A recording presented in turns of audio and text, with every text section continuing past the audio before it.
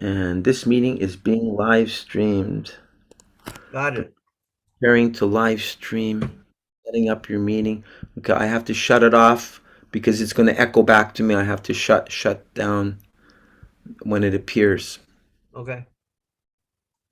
Okay. And this meeting. Okay, that's off. Good. Great. Maharaj, please accept my respectful obeisances. Vanchakalpatrubhyascha, Kripasindubhya Evacha, Pavindyo, Nyasi Maharaj, Namo Namaha. Jai. Adore Prabhu ki jai.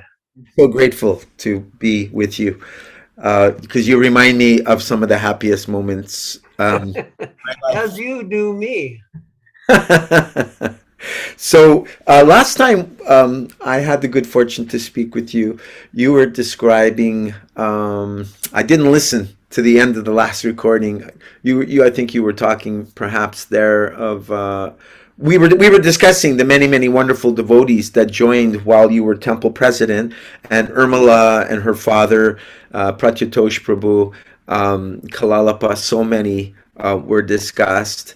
And then I mentioned to you, I think it was in the 1976 Vyasa Puja, that no longer was your name at the top of the list as temple president, but it was Uddhama Shloka Prabhu, and then you, and then Right. Sripati, and then the whole rank and file there. So it seems that, so by 1976, okay, so you were temple president up until what point, and when did things start to change for you there?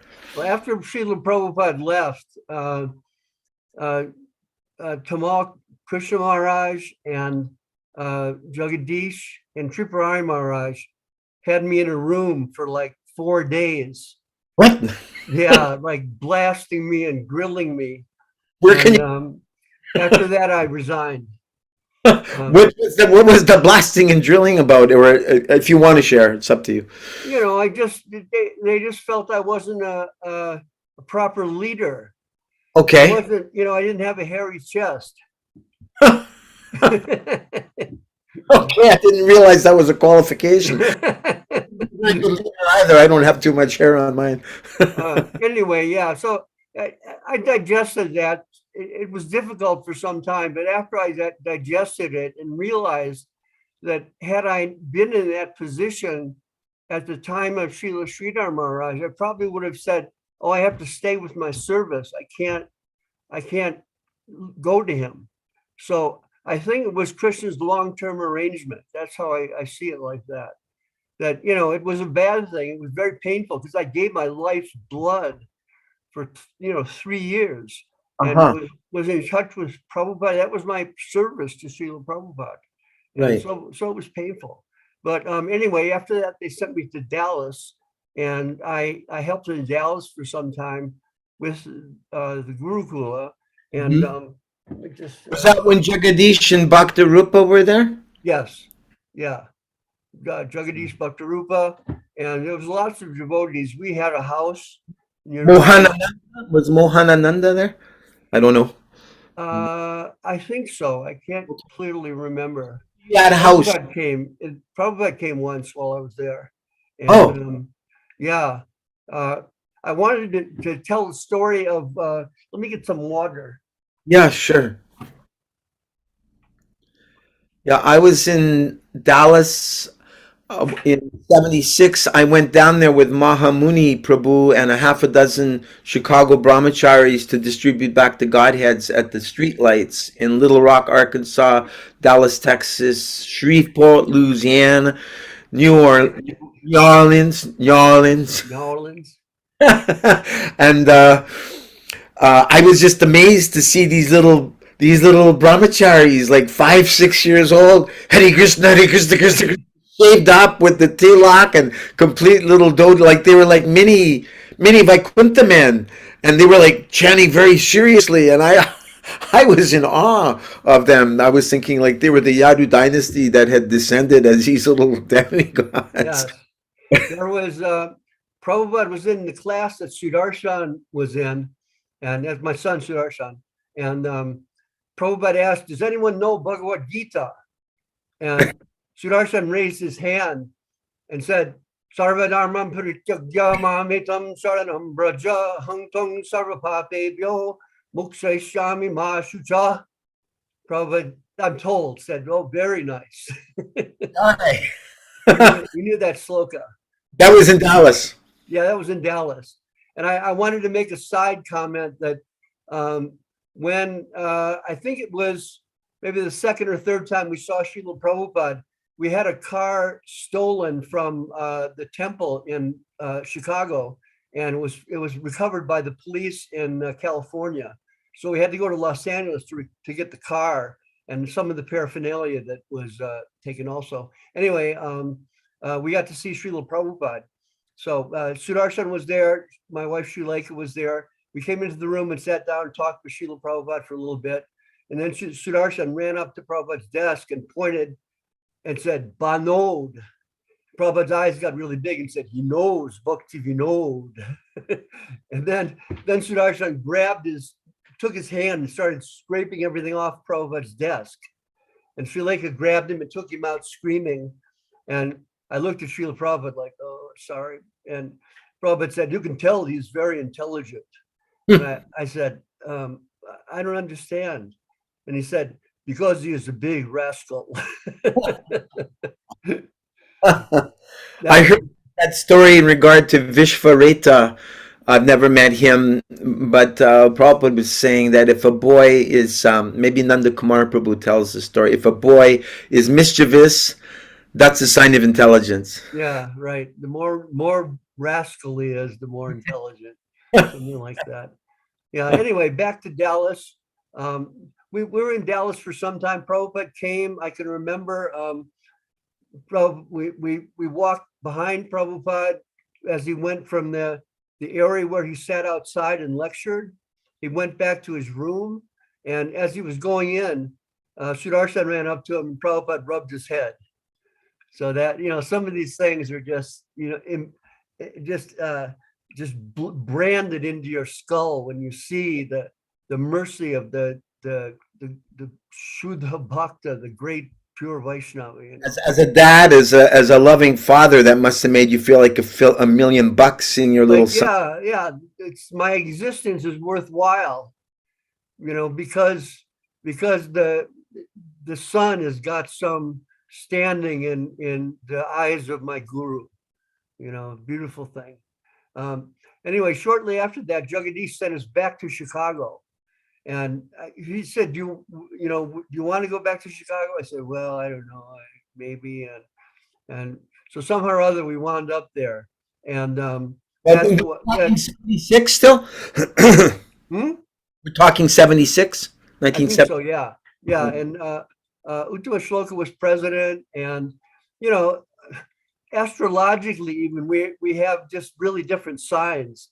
He's a Scorpio and I'm a Leo. So if you look that up, they don't get along. Okay. So it was just, after a couple of months, it was just intolerable. So I asked Srila Prabhupada what I should do. And he said, you can go to New York and work with Tamal Krishna Maharaj. And he is developing many programs, and you can be an important person in those programs. So anyway, we loaded up all our stuff. That's according to Srila Prabhupada, but not necessarily according to Tamal Krishna Maharaj, right? I mean, that hadn't been discussed yet. That hadn't been discussed. Somehow or other, it was arranged, and I guess I forget, but I guess I talked to Tamal and told him about that, and he said fine. And so we took a train through Canada down to New York, and from Detroit to New York. Okay. And no, it's from Chicago to New York, sorry. And reached New York and, got set up there in that 55th Street building. Oh, nice. Yeah. How long had we had it? For a year already, or just a few months, or? How long had they had it? I'm not sure. I think it was around half a year, maybe something like that. Well, I went to that. I went there around that time to attend some festival, and what an amazing place! I remember the prasadam of Vishnu Gadaha. I remember the dancing of Rakeshwara Pandit and his. And I remember an amazing Age of Kali play with Sudam Prabhu playing, "This is my age, O Queen, now just begun. I have 500,000 years in which to have my fun." Yeah, excellent Kali. And I was surprised to see my old friend Sankirtan Das was in that play. Oh, He had come there specifically because he was an actor yeah. and to act for Krishna. So it was really happy to. I was also happy to really That happy to was see him. a jumping temple. That was a Yeah, happy yeah, place. it was amazing. I met with Tamal. I think I was vice president or something. I forget exactly what the service was, but I was a little dissatisfied. I was lobbying with him to buy another building next door for Grihasta's apartments, Okay. and he was. We were fighting in the meeting of the temple officers, and I just kept insisting, and he kept saying no, and you know Picking up. we had a bad we were I loved Tamal Krishna Maharaj, Uh-huh. but we had a disagreement, and anyway, I was dissatisfied. So during Ratha Yatra time, Prabhupada came, and also Rameshwar Maharaj came, and Uh-huh. I quietly said, Maharaj, maybe you could find some service for me in LA. It's not working out here, and he said, "Yeah, we need a production manager for Back to Godhead. You think you can do that?" And I said, "Sure, that sounds good." So we made the arrangement, and I told Tamal that was this situation. So at Rath Yatra, um, I was Tamal was mad at me, needless to say. But at Rath Yatra, I had to stay back and watch the temple, you know, and Oh, you didn't go on the Rath Yatra no, I itself. wasn't allowed. So, No. but I got to run the elevator for Srila Prabhupada, which is really cool.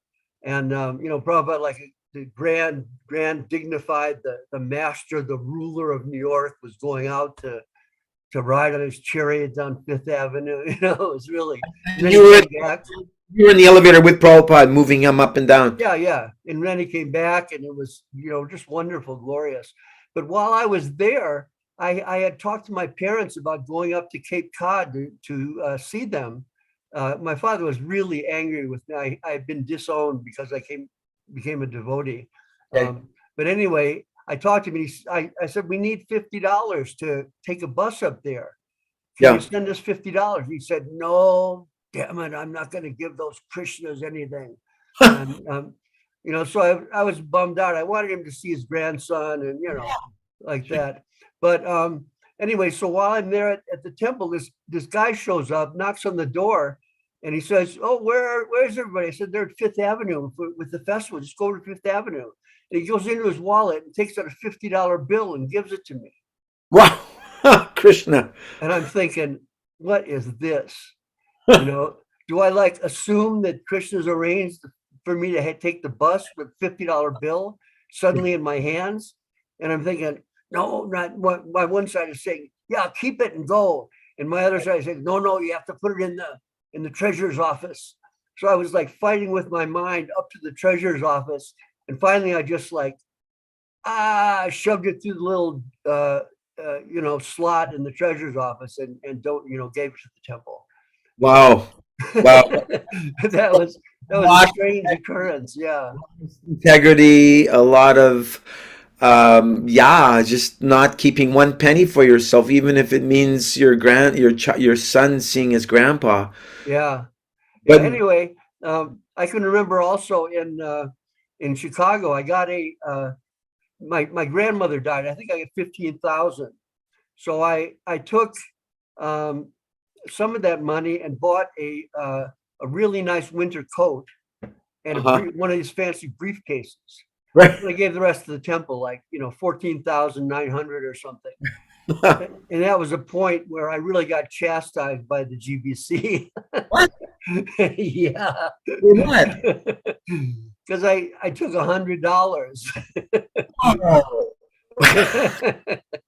Yeah, anyway, it was, I was just we were doing huge with book distribution. It was a huge temple. And I used to rub it in that we were had more book distribution than his temple, and it was it was What, difficult. are you talking about New York now or Chicago? This was when I was still in Chicago. Okay. Yeah, yeah. And you were running it into who? Into Rameshwar or TKG? No, it was Jagadish at that time. Oh, okay. So you were challenging Jagadish, saying we're doing better with books Yeah, than you. I was young and had a boisterous nature, I guess. No, but Prabhupada liked that. Prabhupada liked the transcendental competition. There's one photo where Mahatma Prabhu, he's got his head over the shoulder of Prabhupada. Prabhupada's laughing. All the devotees are smiling. And Mahatma told him, I said, what was the reason everyone's smiling and laughing in that picture? And he said that Jayatirtha had given the results of book distribution in LA, and how I think they had beaten out Radha Damodar Party, I think. Uh-huh. And Prabhupada said, oh, if Tamal hears this, he will die. Yeah, Prabhupada was always he would always say, if you can become the best book distributor, this was in Cleveland when I first went to Cleveland. If you can become, I will come and live in your temple in Cleveland. Wow. So they really fired you up the double, triple book Yeah, distribution. he was always, pushing in that way. And so much that's an indication of the reality of our individuality and the nature of our individuality as, standing as distinct, unique servitors that have some necessity in service that, comes in contact with other service. And naturally we want to, we have some relationship based on that shared desire for the same ideal, and the relationship what is it? The relationship is I'm forgetting the word. Mutual or? Well, the relationship is Reciprocal? mutual competition. Oh, okay. Yeah, yeah, Transcendental competition. yeah. Right. Right, right. Yeah, sorry about that. So okay, any other moments with Prabhupada that stand out for you in New York before you left for Los Angeles? He was just there, what, for the weekend? It was Yeah, right? Prabhupada going down 55th Street, the biggest city in the world, the most important city in the world, the most important street in the world. yes. Did you see Jayananda Prabhu there? Yes, I went to the site where they were building the Rath Yatra cars, and Nice. yeah, I, was he still around? I guess he was still around at that time, huh? I don't remember specifically, but I remember being at the Rath Yatra site, Uh-huh. talking with devotees there, but I don't remember specifically Jayananda Prabhu. Um, Okay. He's but probably in Chicago, we got a lot of the head of the building the Rath Yatra cars was this Bhakta David, who would come to build the Rath Yatra car and stay for months and live day and night building that car. And he was in touch with Jayananda Prabhu on the details. So I uh-huh. built beautiful wheels and all those wooden things that were just massive and magnificent. Now, Uh, anyway, so how yeah, many months did you spend there in New York? I was there for, let's see, into the into the late summer. Okay.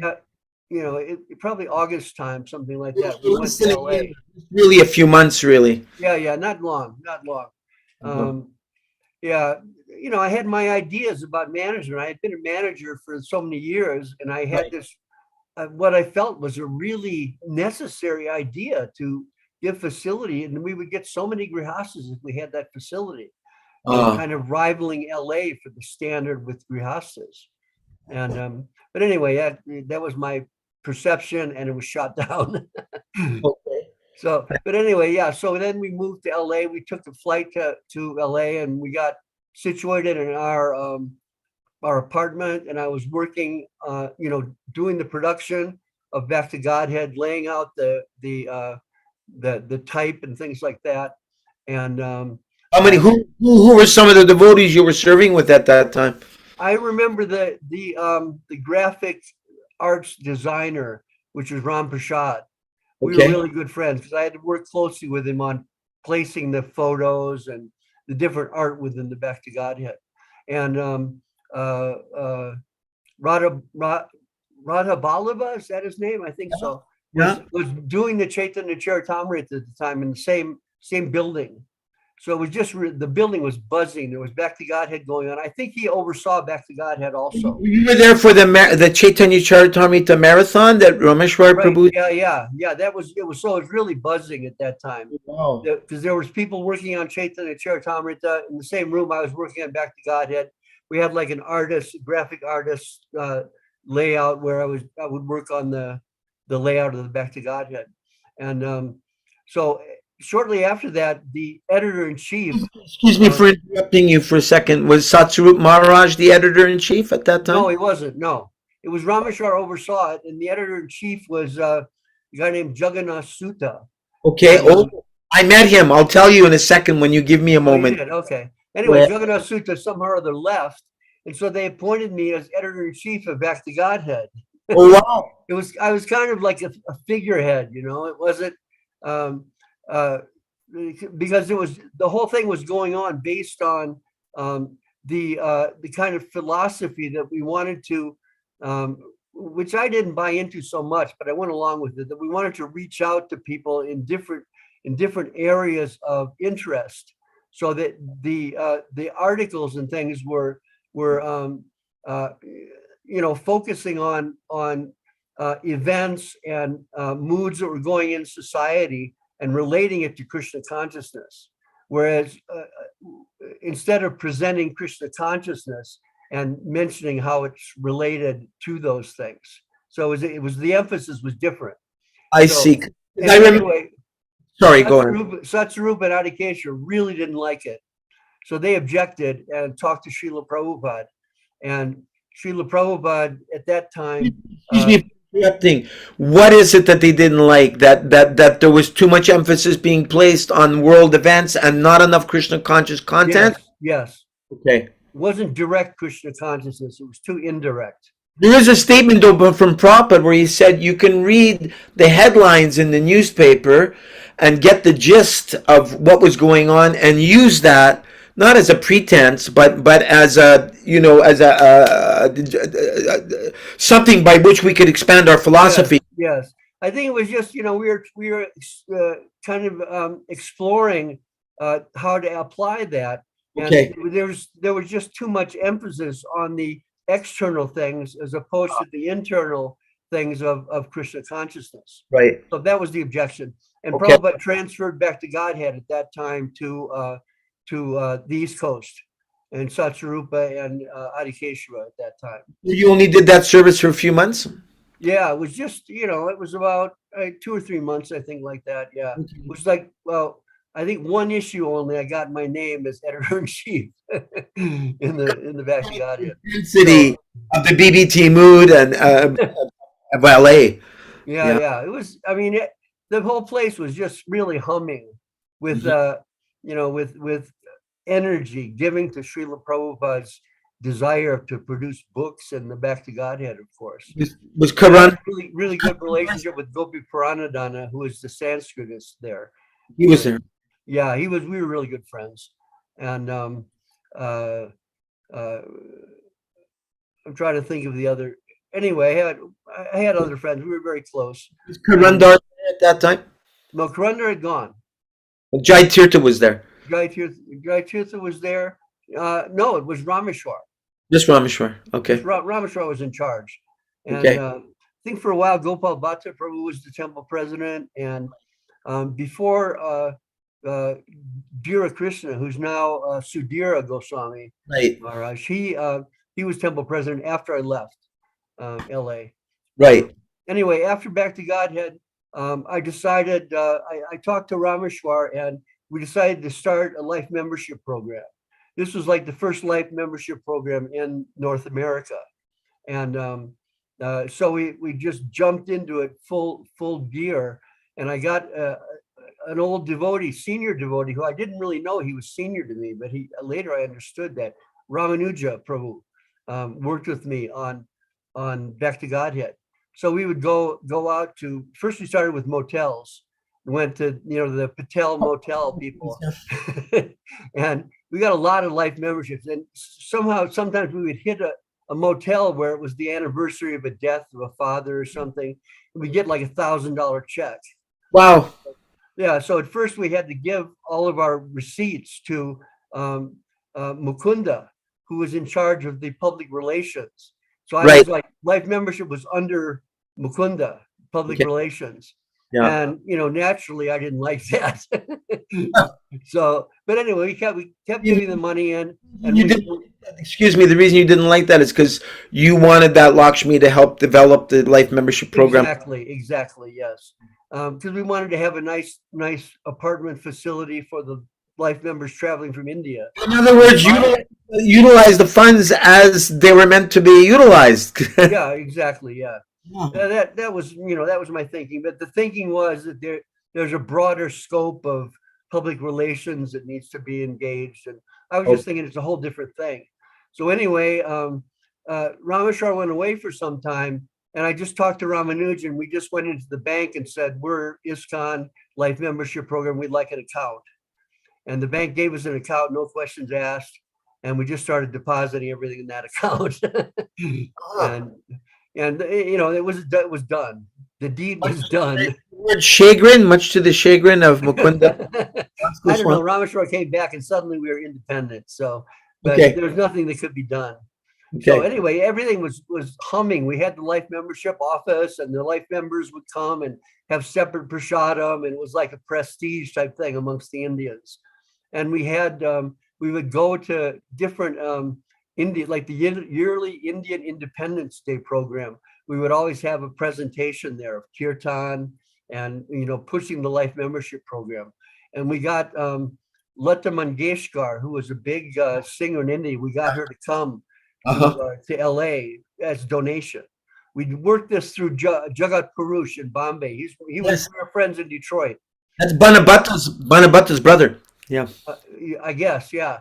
And anyway, Jagat Purush arranged, because he knew Lata Mangeshkar from life membership in Bombay. And anyway, he arranged it. So she came and gave a big concert, and she personally, encouraged everyone to become life members. Wow. Like, I don't know, 2,000 Indians or something at the wow. So she was like a Lakshmi Devi. Yeah. She was really a sweetheart, and she really liked my my oldest daughter, Kishori. Kishori was a little like 3 or 4 year old, and she was really not even 3 or 4 year old. This was maybe 78. She was maybe 2 or 3, 78, 79. And she just loved Kishori, and it asked Kishori to come to her house in Bombay and stuff like that. And later, Kishori went to India. I don't know if she was going to try to contact her. I don't know if it was successful or not. But anyway, so we got so many members. There was like, we got, I don't know, up to 100 members, maybe more. I don't remember. It was that time it was $1,000. Yeah, everything rolled. And the members who came visiting, they would come to visit Disneyland. Of course, they'd stay in LA. So they got a whole nice apartment that was set up. We paid the rent on it every month, which is a few $100s, I think. And as we were, Prabhupada departed at that time, and the whole community was just stunned. Devastated. Yeah. I can remember, like, we were just stumbling in the street. No one could even think or talk. Wow. And one of the old devotees from Chicago, Janavacharya, who I had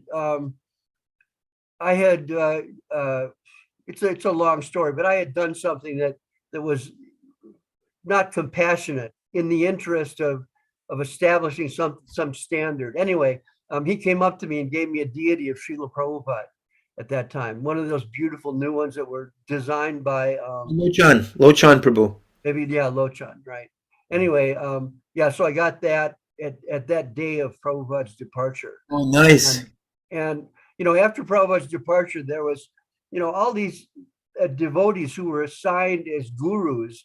They didn't know what the hell to do. So they were just trying. I know, I look back and I realized, they didn't know what to do either. So they were trying to do the best they could.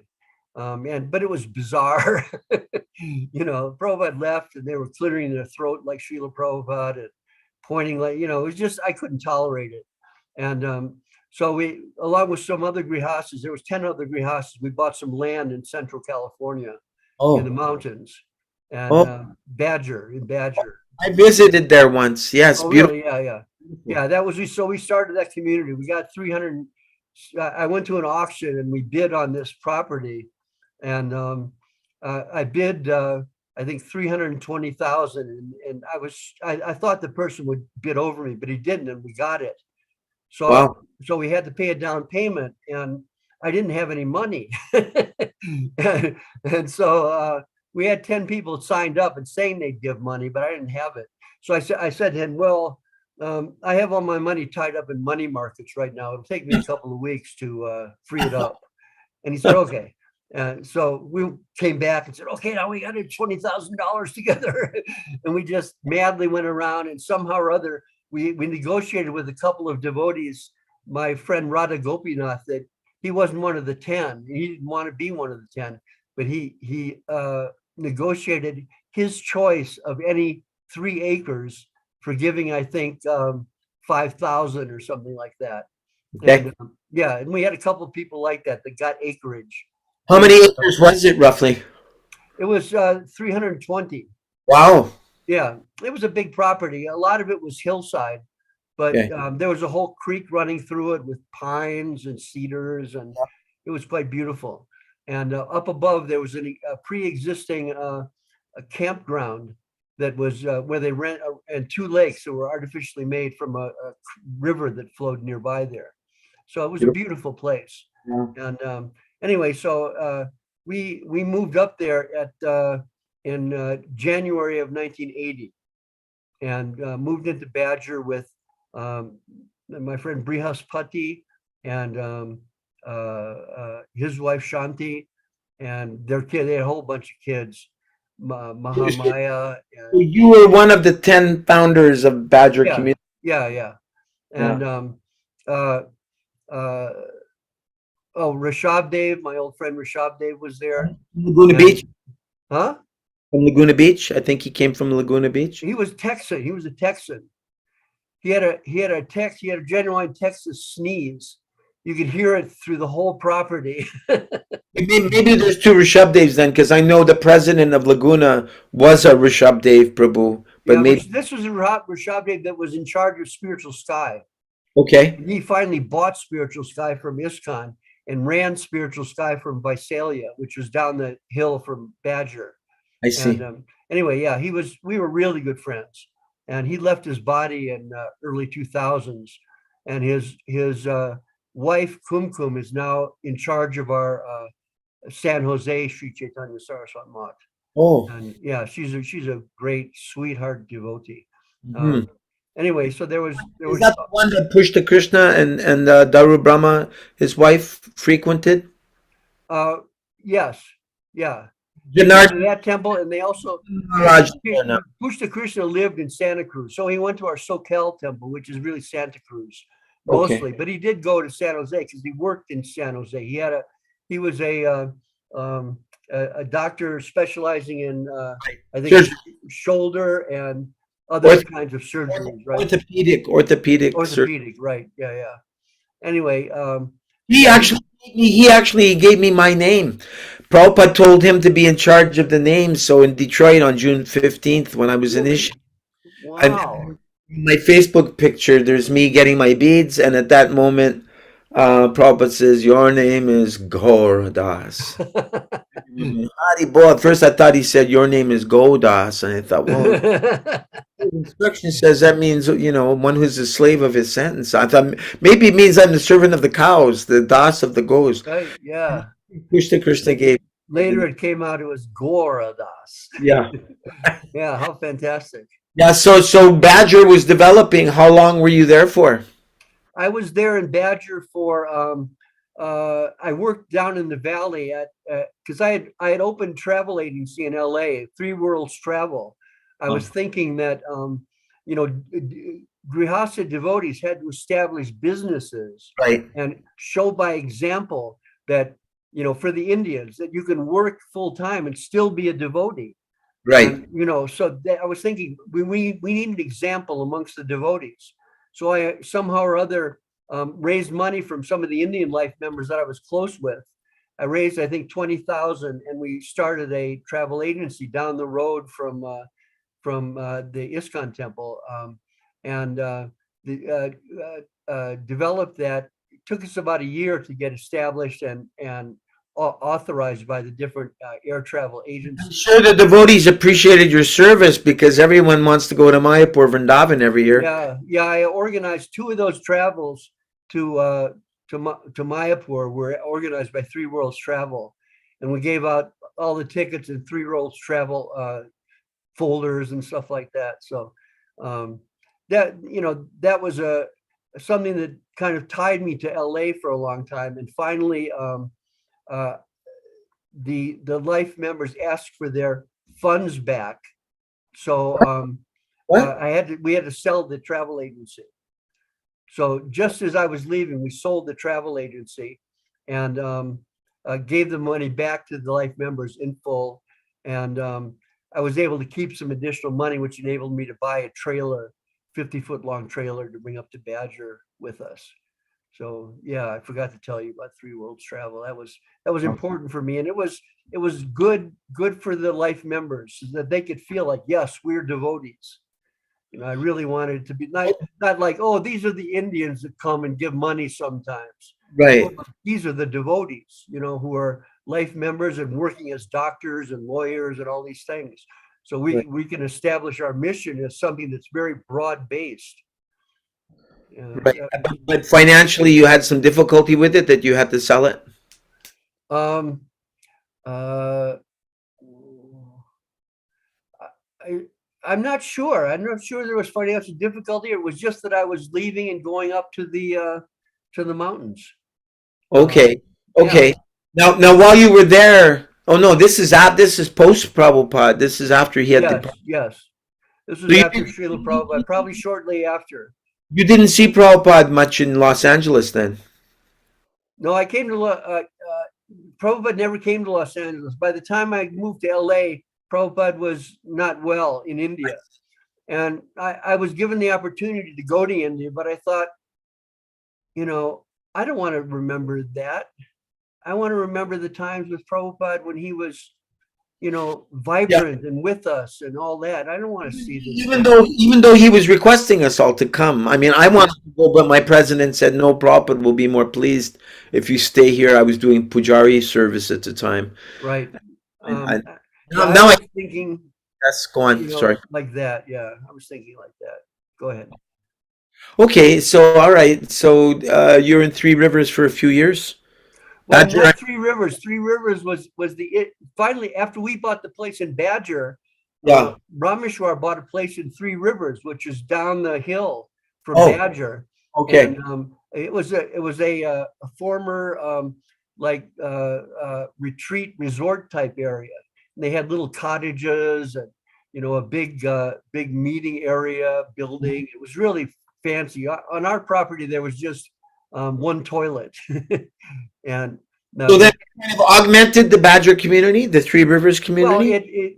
that was like they moved the Gurukula there, and uh, I forget there was two devotees, a husband and wife, um, who were in charge there of the teaching, and their son was a good friend of my son, and he one day playing in a creek on the property, a big boulder fell on him and he was killed. Oh my God. Yeah, so it was a terrible time, and my son and I went down there and we offered our sympathy and consoled his because his parents were those two parents that were in charge of the Gurukula, and Who yeah, was so that? Remember who was in charge of the Gurukul? I can see their faces and their forms. All right. I can't remember the name. My brain is fading fast. I understand. Yeah. Okay. Anyway, yeah, This will they be were very sweethearts, and it was naturally a terrible shock for them, and I think they had to just go off and digest the whole thing grieved, after some grieved. time. Yeah, and Yeah. grieve. So anyway, yeah, the Badger community was going on and growing. We got more and more people joining, other people moving up and living nearby in the area. And within a few years, it was a pretty booming community. We had outnumbered the cowboys in the area who at first really didn't like us.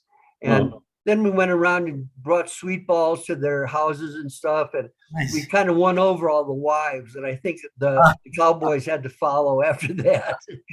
So we had a pretty good relationship with the local community. so the Three Rivers and Badger, did they remain kind of separate, or they Yeah, we became? we were separate because the when we moved there, the GBC told us that uh, you're no longer ISKCON.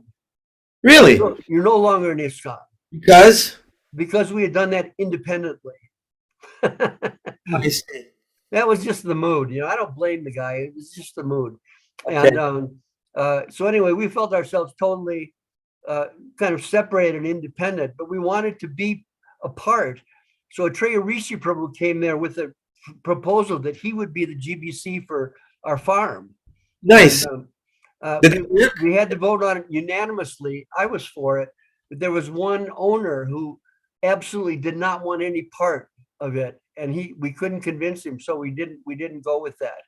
So we were always kind of separated, and the relationship between us and Three Rivers was a bit strained, but gradually over time, our going down there and stuff, we kind of became friends with the local devotees there, and it was Did you bring smoothed out. did you bring the devotees lots of sweet balls? I don't remember. I think we came down and had kirtan and stuff like that with them. Right, So, right, right. I've got when a you quick. have kirtan together, you're together with That's everybody. right. Quick question for you. Was it you that said to me, because I've been having this discussion on Facebook with several devotees. There's been concerned about how the what is it, direction of management, the DOM, and I don't know all the details of that, but it was either you or someone else that said to me that Prabhupada said that every 4 years the temple president should be changed, otherwise there would be problems. Was it you that said that to me? I've heard that. I've also heard that. But the thing that I have repeated is that Prabhupada, at least initially, wanted the GBC to be changed.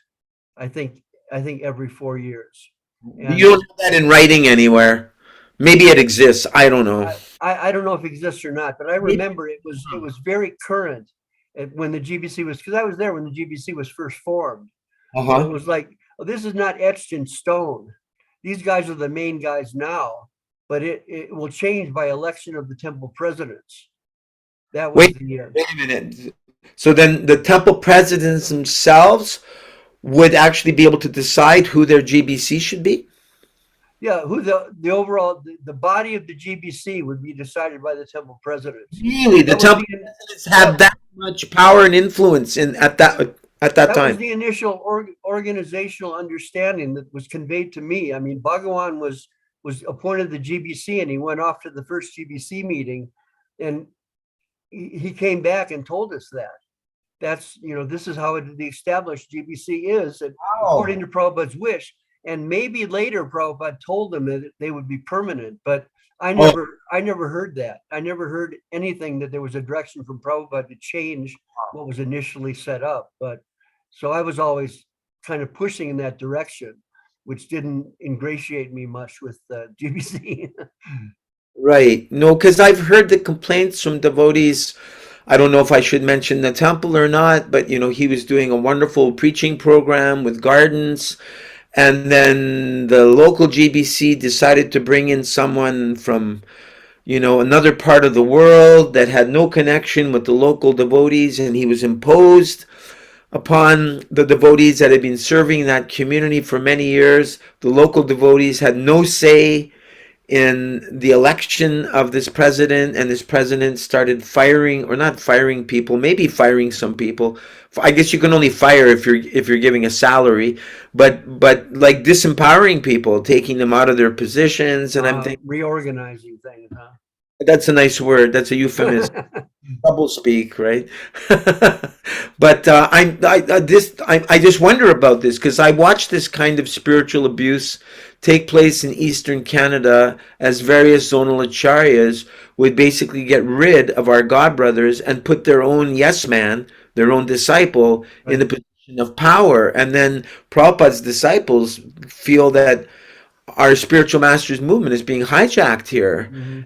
They back off and they're no longer like giving it their all to make new devotees, because if you make new devotees it's for that zonal acharya that just removed you from your service. And I mean, I know myself, I was a bhakta I got inspired by Danavir Maharaj, Vipramukhya, Rohini Nandan to be a recruiter. I mean, it's my nature anyway. That's why I created the 900 Prabhupada disciple, Srila Prabhupada's disciples Yeah. group. You love something, you want to share it. So I love my god brothers, our god brothers and god sisters, and I just noticed there were so many all around the planet scattered that still hadn't recovered from the zonal acharya days, and there were god brothers like someone named Bhagavan Ashraya. Was it Bhagavan Ashraya? He left his body alone in his apartment, and I was thinking, devotees shouldn't have to be in that situation. We need to build communities. We need to bring ourselves together. Yes. So sorry, I'm going off on a tangent right now, but That's you're, okay. Well, I remember that the kind of the modus operandi at the time when I was joined and was a young devotee was Prabhupada told us, proprietorship turns sand to gold. right. So the idea was to give devotees charge of different areas where Yeah. they could grow and develop, and let them go free, give them free reign to develop as they find in their own, and that way things would grow and develop. So I was able to do that in Chicago to some extent, and realizing that management means like encouragement and giving someone charge to run things and not controlling everything. Not suppressing them. Yeah, Facil- and there's the idea of management by power, and there's the idea of management by encouragement. It's much more effective to encourage. But I think a lot of the fault was that the GBC, they were just young guys like us. They yeah. didn't know what to do, so they thought it was power that would be the thing that would do it. Or maybe Kundalini. the Tonal Acharyas were like that too. I don't remember. Yeah, the Kundali Prabhu, our godbrother Kundali, who used to write for Back to Godhead, he wrote a series of 4 books called Our Mission. And in one of those volumes, he said that you have two basic systems of management. You have the totalitarian system and Hmm. you have the humanitarian system. And he was saying Prabhupada's system was the humanitarian one, which was based on purity, which was based on, as you said, encouragement, inspiration. But Kundali was saying, but when that love and that relationship oriented management was missing, then people resort to the totalitarian, more dictatorial system. I'm in charge, my way or the highway. You do things as I say, as I realize, or you hit the road. Hmm. So, unfortunately, so many thousands hit the road, or they're serving Krishna in their own way, but Right. not in the way that we were all under Prabhupada when we joined. Yeah, well, we have heard from our gurus that that's the nature of this world. As long as we're conditioned to this world, the tendency is um, to deteriorate. I guess in physics it's called entropy. That the things naturally just deteriorate. So our consciousness naturally deteriorates, and in response to that, this totalitarian impulse that you're talking about, kind of almost naturally arises as a result of our material conditioning. Uh-huh. Nice point. Okay, so you were how many years in Badger? Badger, I was there until uh, 87, I believe. Okay. Um, I met Goswami, um, uh, Dear Krishna Prabhu, who is Sudhir Goswami, um, from Srila Sridhar Maharaj. He came down to Badger at that time, and we had programs with Dear Krishna and also my friend Sagar Maharaj, who was a Koyananda. Was that Akshayananda Prabhu? Yeah. Okay. Bengali Akoyananda, So Sanskrit Akshayananda. question about that. Okay, so if he was given the name Akayananda Maharaj by Srila Prabhupada, I guess he got some inspiration from, well, not I guess, he got inspiration from Srila Bhakti Rakshak Sridhar Maharaj. So then was it his desire that his name be changed from Akshayananda Swami to Sagar Swami, or do people do that because they want to have that connection Well, with, there's a standard program in established by Saraswati Thakur yeah. that Prabhupada didn't really. He did for a few exceptional devotees, I think, give them their name, Bhakti such and such, such and such. That's a Sanskrit title that was established by Saraswati Thakur that every sannyasi was to get. But I remember reading somewhere in Chaitanya Charitamrita, Prabhupada wrote something like, sannyas is not really possible in this kind of current condition, Right. something like that. So my speculation, and we're not supposed to speculate, but my thinking in that line is that Prabhupada was thinking, well, we're just experimenting with a new kind of sannyas, so we're not give them the sannyas title, something like that. Okay. So it wasn't any kind of like deviation or challenge to Srila Prabhupada's names, but rather we're just establishing the normalcy of Saraswati Thakur's program, which, we're sure Srila Prabhupada would have no objection to if his godbrother, Srila Sridhar Maharaj, saw that this person is qualified to take this title, Okay. Okay, so when dear Krishna Prabhu came to do kirtan with you, because I remember he used to come to Chicago, and I loved it when he was there. He had a little motor home, and he had a pickup on his tambura. So it was electric tambura, and it was amplified. So the whole Kishore temple room, and the whole would reverberate, and Vishnu Dutt's expert mridanga playing with dear Krishna Prabhu's beautiful tambura, and he sang very nicely. Udama Shloka also very nicely. Wow, I remember coming back from O'Hare Airport with Tripurari Swami's party. I could hardly wait. Wow, tonight's bhajan night. Like nights a week. We're bhajan night. We wouldn't have Gita and Krishna book reading, I don't think, or at least not Bhagavad Gita, but it would be replaced with, and it was exciting. I look forward to it all day long. So I'm assuming at this point, I guess we're talking about 80, 86, 87, that dear Krishna Prabhu came to visit. It was more like 83. Oh, okay. Because he had been sent by Rameshwar to check out this Sridhar Maharaj, who Prabhupada had told we could consult for philosophical questions. Okay. So he went to the Chaitanya Saraswat Math in Navadvip. Yeah. And he was just zonked by Srila Sridhar Maharaj. She's like a pure Vaishnava. So you walk in, and it's like when I first went there, I sat down, he's speaking in Bengali, but I'm thinking, oh my gosh, this atmosphere is just like it was with Srila Prabhupada. Wow. What year was that when you went? It's the bubble again. What year? I was a travel agent at that time, and there was a tour of Singapore, Hong Kong, and Bangkok. Yeah. And I wound up in Bangkok and then took a flight to Calcutta and went up to Chaitanya Saraswat Math at that time and met Srila Sridhar Maharaj at that time. I think it was 83, 84. Oh, so nice. Swami Maharaj was more or less severed from ISKCON because of his attachment to Srila Sridhar Maharaj. The GBC were consulting with Srila Sridhar Maharaj for some time, like 4 years or something. But at a certain point, there was some question about some advice given by Srila Sridhar Maharaj that they didn't agree with. So they broke off contact and made edicts that anybody who stayed with Srila Sridhar Maharaj would be expelled from ISKCON. What was it that they were not accepting from him?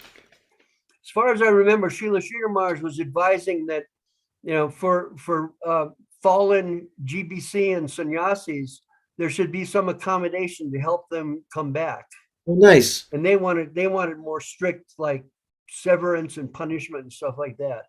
And so there was some heavy disagreement.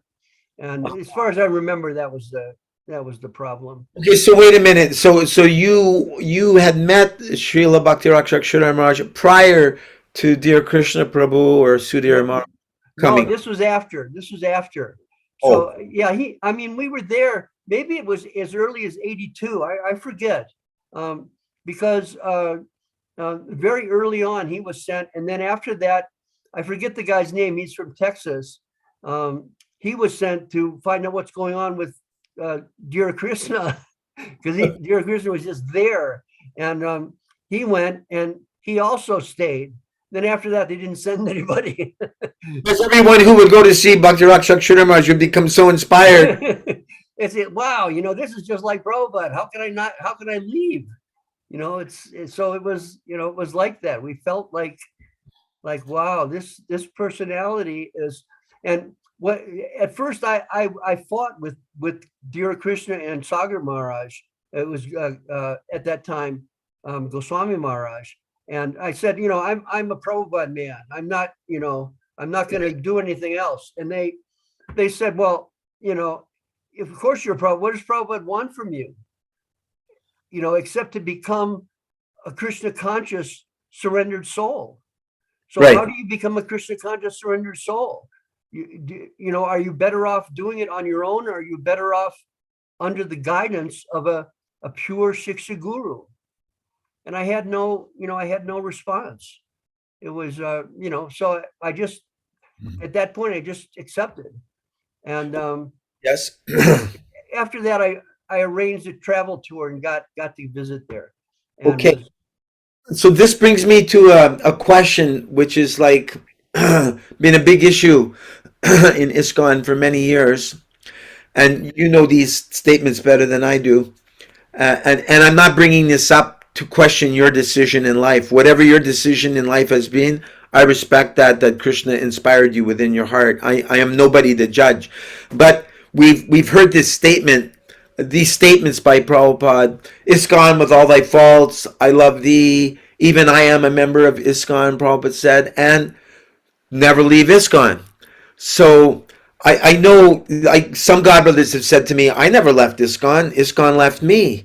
Or ISKCON left ISKCON. I mean, it's not the same ISKCON that we knew when Prabhupada was there, where he loved us and we right. loved. So what's your response to that? Because some say, well, he was a Prabhupada man. He was fully immersed in ISKCON, and somehow or other he met these people from Chaitanya Saraswati. And is he still a Prabhupada man? I mean, I don't think you're any less a Prabhupada man, but what's your response to Prabhupada's statement, never leave ISKCON? Well, I also remember that Prabhupada said, ISKCON is my heart.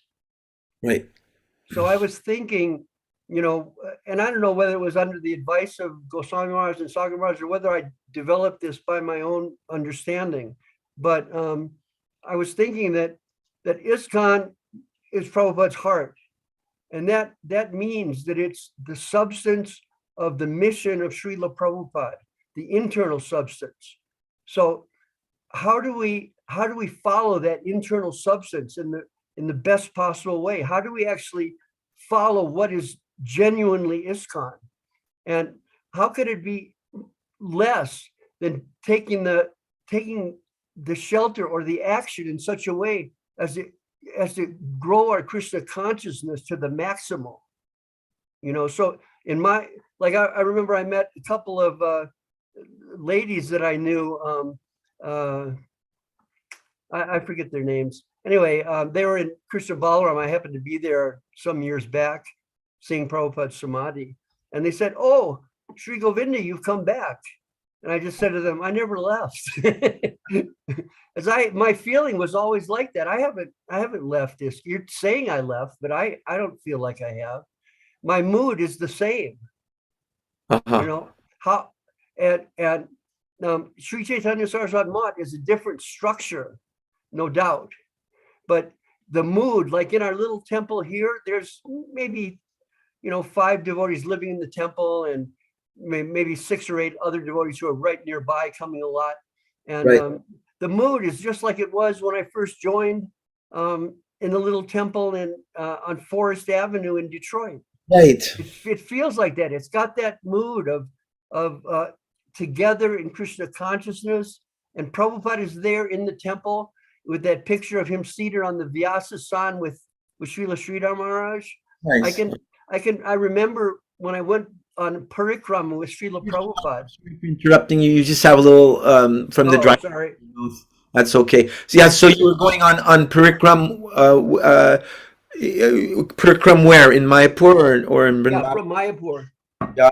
And maybe we went across the bridge, across, no, we went through Navadvip and we went to Srila Sridhar Maharaj's Mott. That was the only place that we went to in Navadvip. And at that time, we had a Vyasa-san that we brought for Srila Prabhupada. And at that time also, he asked Srila Sridhar Maharaj to sit on the Vyasa-san with him in our visit to the Mott. And then so we were there for hours and hours talking. Srila Govinda Maharaj gave a talk, led the kirtan. Is that the first time that you met Srila Govinda Maharaj? Yeah, the first time I had come in contact, this was still, Prabhupada was still here, obviously. So 76, 75, 70, 75, 76. Maybe 75, 76. I'm not clear on that. Okay. But, you know, it could be found out on that parikrama Prabhupada took. So at Navadvip. Sri Chaitanya Saraswat Mat in Navadvip, there's Srila Prabhupada and Srila Sridhar Maharaj sitting on the same asana together. Yep. And you and what other god brothers or god sisters were present? Do you remember any? It's all kind of a haze. It was so looking back, I'm thinking it's so significant. It's so amazing what was said. I can't remember anything that was said. I do remember kind of sitting there and kind of nodding off. Okay. You know, but it must historically you could find the information at that point when Prabhupada led the parikrama to Navadvip and we went to Srila Sridhar Maharaj's Mott. There was probably 50 of us as far as I can remember. Yeah. And you saw them having loving exchanges, talking together. Of course, yeah. And you know, then after that we went down the main road leading into downtown Navadvip, and we stopped at this temple with a lot of finely painted like icons of different Mahabharata and Ramayana on the outside of the temple. It looked like a South Indian temple, and we had lunch prasad there. And then from there we went back to Mayapur. That was as far as I remember, that was the Navadvip parikrama. Maybe we went to a few other holy sites, but I don't remember that clearly. Were you in Mayapur when Srila Bhakti Rakshak Sridhar Maharaj came to with Prabhupada there on the stage? I was a temple president at that time, so I got to sit outside the room when they were there. Srila Sridhar Maharaj came, and Srila Govinda Maharaj was always with Srila Sridhar Maharaj. So anyway, they came and went up into this room, and it was hours. First, they had a big kirtan together, and then there was just this talk that went on for a long, long time. And I was just remember sitting there thinking, this is so long. What is going on? And you've heard the story where Chutananda asked what you were talking about with Srila Sridhar Maharaj, right? And if I told you, you would faint. And then later, high realizations, he said. Yes. Go on. Later, Goswami Maharaj was talking with Srila Sridhar Maharaj and asked him what it was they were talking about that would cause him to faint. And Srila Govinda, Srila Guru Maharaj, Srila Sridhar Maharaj looks at Govinda Maharaj and says, well, what did he say? Govinda Maharaj said, Goswami Maharaj wants you to make him faint.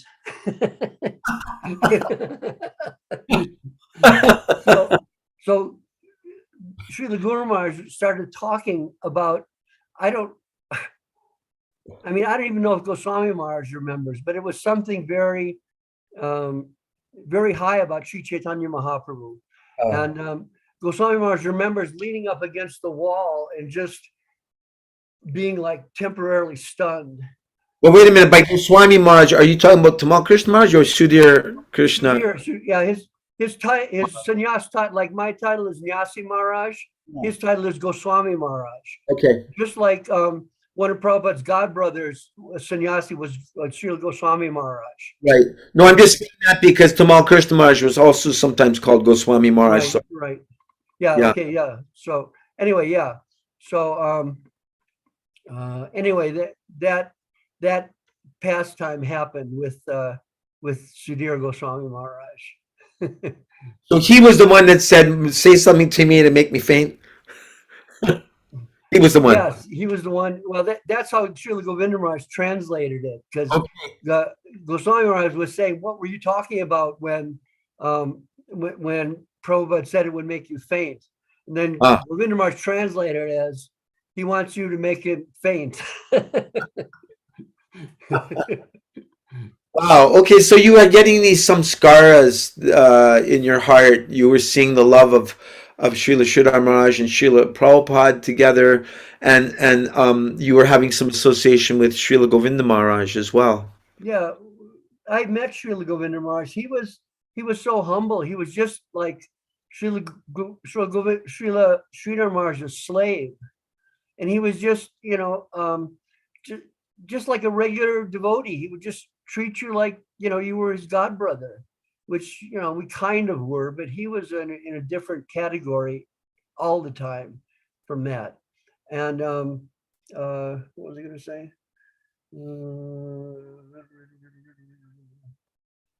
I lost my train of thought. Okay. Oh, So right. I'm talking about yeah, with going to Srila Sridhar Maharaj. So that was the main thing I was thinking was, I'm in need. I need help, yeah, and help is available.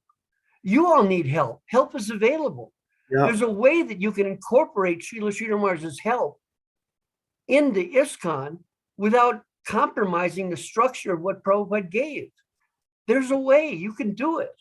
So Goswami Maharaj, Sudhir Goswami Maharaj tried. He wrote big papers and submitted to the GBC and so many things like that, but it was ultimately rejected. And we were told, either you stay with Sridhar Maharaj or you come back to ISKCON, one or the other.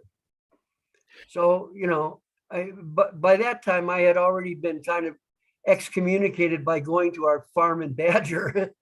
So I was But thinking, well, I've already been kicked out you have anyway. So decided that you didn't have their blessings anymore because you were an independently thoughtful man. Even though Prabhupada said he wanted us to be that, they didn't want you to be that. something like that. Yeah. So at any rate, I easily accommodated the connection between, the understanding of what a Shiksha Guru is, which is really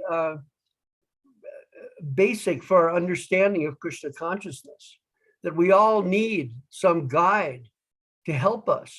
And to think that you don't need a guide is like foolishness, Uh-huh. So anyway, this was my own personal thinking. And as far as people staying in ISKCON, of course, I honored that and actually worshiped that. They're feeling that depth of loyalty to Srila Prabhupada. But on another level, I honestly feel that ISKCON could have been maintained so much more purity and potency by connecting with Srila Sridhar Maharaj. You know that Srila Prabhupada, they were going to build a house for Prabhupada with an elevator. He asked Srila Sridhar Maharaj to come there and live with him. Yeah. You've read Even that. asked him to become the temple president of ISKCON. Well, not the temple president, but the president of ISKCON. Of all of ISKCON, right. Because he knew Srila Sridhar Maharaj was carrying the teachings of Saraswati Thakur more so than any of his godbrothers.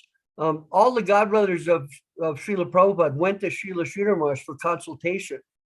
And it said something like the lion, when the lion is walking forward, he's always looking back for some confirmation that he's going in the right direction.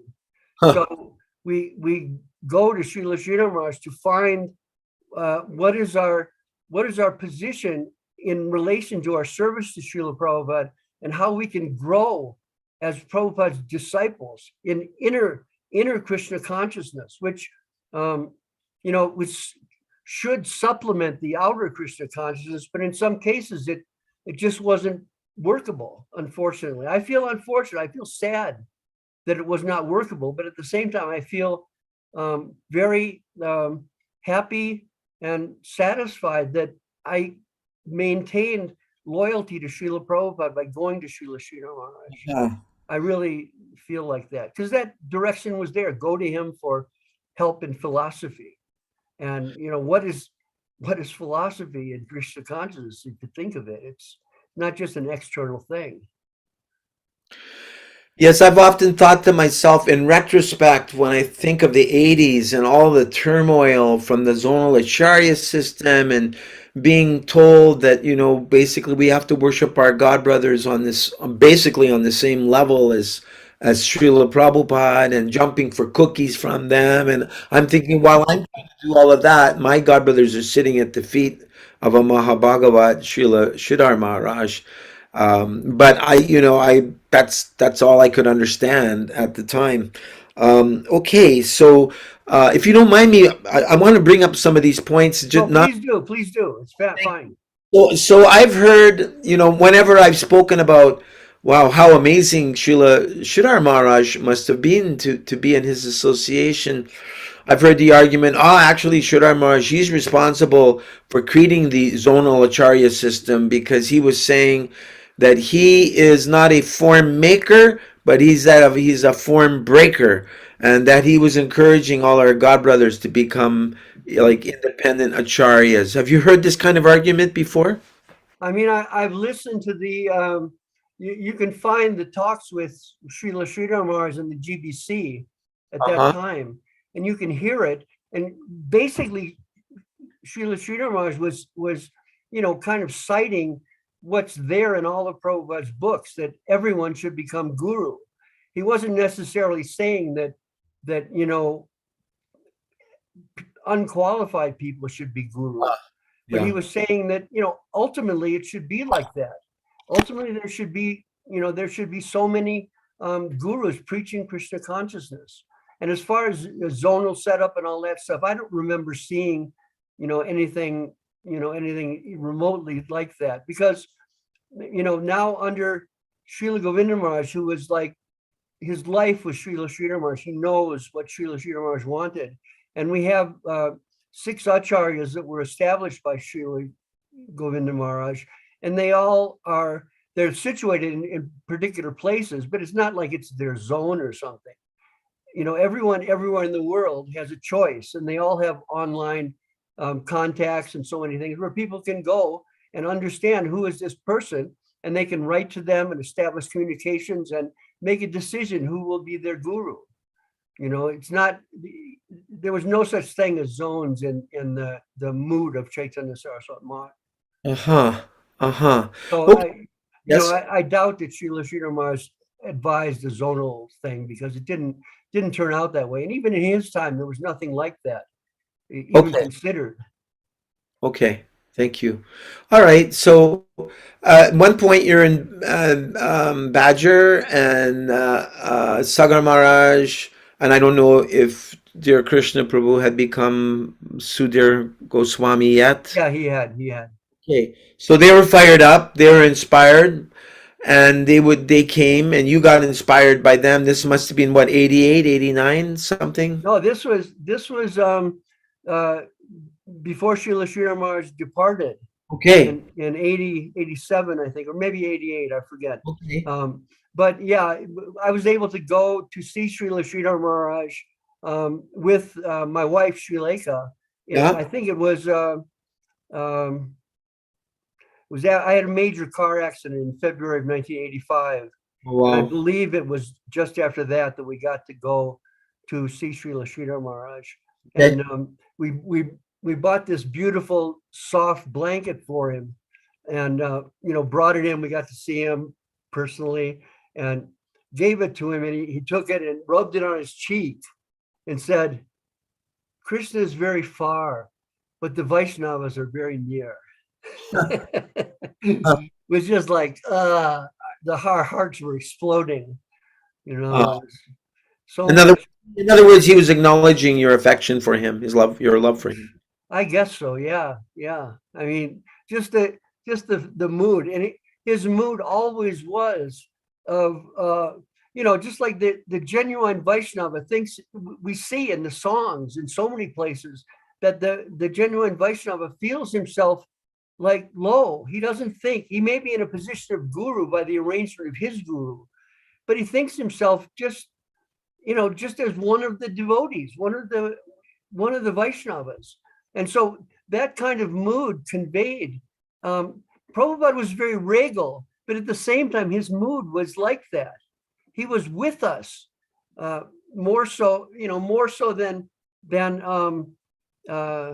what can I say? He was with us more so than our being kind of like, in a way being pulled along by Srila Prabhupada, but at the same time, he was in our hearts as our dearmost, like, father, friend. He was family. I guess that's the best way to say it, is that we have family life with Krishna by the grace of our gurus. So they may be our beloved guru forever, in some senior position, way up, who knows where. But simultaneously here, they're our best friend. As ultimately we hear from them, Krishna is our best friend. But in the meantime, we can't see Krishna, we can't understand. So we have Guru who we can see, and directly we can feel. So that kind of fortune was there in connection with Srila Sridhar Maharaj, that was just unmistakable. The markings and the mood of a pure Vaishnava, just not undeniable. So, thinking that what would Prabhupada want of me? Because I was not in any position in ISKCON. There really wasn't anything much that I could do in relation to ISKCON. I was already more or less out. So it wasn't a big thing. And like I said, had I been temple president in Chicago, I may have gone to see Srila Sridhar Maharaj, but I never would have left that position. Right. It just was circumstance arranged by Krishna, as far as I can understand. Even though there's sometimes this blaming of leaving ISKCON for the Gaudiya Math, it also appears that the GBC have given ultimatums to devotees that either you cut off the inspiration that you're getting from Srila Sridhar Maharaj, Srila Govinda Maharaj, and or Narayan Maharaj, so many, and if you can't cut that, then you're no longer welcome here. You're a persona non grata. Is that? Yeah. I mean, I had a particular train of thought that I've kind of lost now. It will come back. What did I just say? Hey, I'm just thinking about this for a second. You were talking about, but one of the last things you mentioned when you brought the blanket, and you were talking about family, the sense of family. With that sense of family as Vaishnavas, in terms of, like I said before, in terms of accommodating that mood within the context of a structure is not an impossible thing. It's fully possible that someone can have the shelter of a Vaishnava without without leaving the shelter of his beloved primary divine guru. That can be there, and we feel in our heart a wish that it could have been accommodated. And simultaneously we feel like, when I have God brothers sometimes come to our temple here, or when I see them in London, when I'm in London, I saw who's that black kirtan singer who was the temple president in Seattle? Shukadev? No, not Shukadev. Not Agnidev. Agnidev, yes. Oh. Agnidev came to the temple in London and led a kirtan, and we had an unbelievable, wonderful talk, about Srila Prabhupada and about Krishna consciousness in general. And there was no obstacle. We were together as brothers. Family. Yeah, even though I was sitting in a different place, but it's like, it's even within ISKCON, you're in a different place under a different mood of a different guru and all these things. There's no problem in accommodating that. It's a matter of that's what I wanted to say. The ultimate thing is a matter of consciousness. Uh-huh. To have conscious awareness of that type of linkage that is beyond any kind of limitation, structural limitation. Institutional consideration. Yeah. To give consideration of the primary goal of Krishna consciousness, and at the same time accommodating the structure of institution. But if it's necessary, if there's a choice, what can you do there? You have to take the internal. That's my experience. That's my feeling. And even now, when I, see God brothers and make connection with God brothers, generally it's people who are already open to it. But, the linkage is, unmistakable. That Right. the same linkage we had when I was there in Chicago. It's like beyond time, beyond space. There's a heart connection that is the real thing. That's what gives the potency of a society, is that kind of mood and that kind of feeling, a shared goal that is your life and soul, and it doesn't have to be limited by a structure. Yes, so Srila Bhakti, thank you, Maharaj. Srila Bhaktivinoda Thakur, our Acharya Srila Bhaktisiddhanta Saraswati Thakur, they use this term anugatya. We are always meant to be anugatya, under the guidance of, under the shelter of, under the protection of an advanced Vaishnav. So it would seem that from the GBC view, well, that exists here in ISKCON and under us GBC. Now, I heard that Prahladanandan Maharaj said, and I don't have it written down anywhere, I just heard it said that he said, there are no Uttama Adhikaris in ISKCON. Well, if you read in Prabhupada's books the definition of an Uttama Adhikari, Yeah. it's not a far reach to understand. That's a very high position. Right. And to have achieved it, well, it's possible to have achieved it within the duration of our time. It's also improbable. Maybe there's one or two or something, but that there would be like hundreds of Uttama Adhikaris, impossible. Right. Impossible. It's Right. like Srila Guru Maharaj gave a clear, Srila Sridhar Maharaj gave a clear understanding of Guru. There's what did he say? There's 3 types of Guru, or 4, I forget. But one has 2 feet on the ground, and it's preaching and reflecting the teaching of his Guru. One has got 1 foot on the ground and 1 foot in the sky. Spiritual sky. Uh-huh. And then he's teaching to some extent his experience, and to a larger extent his guru's teaching.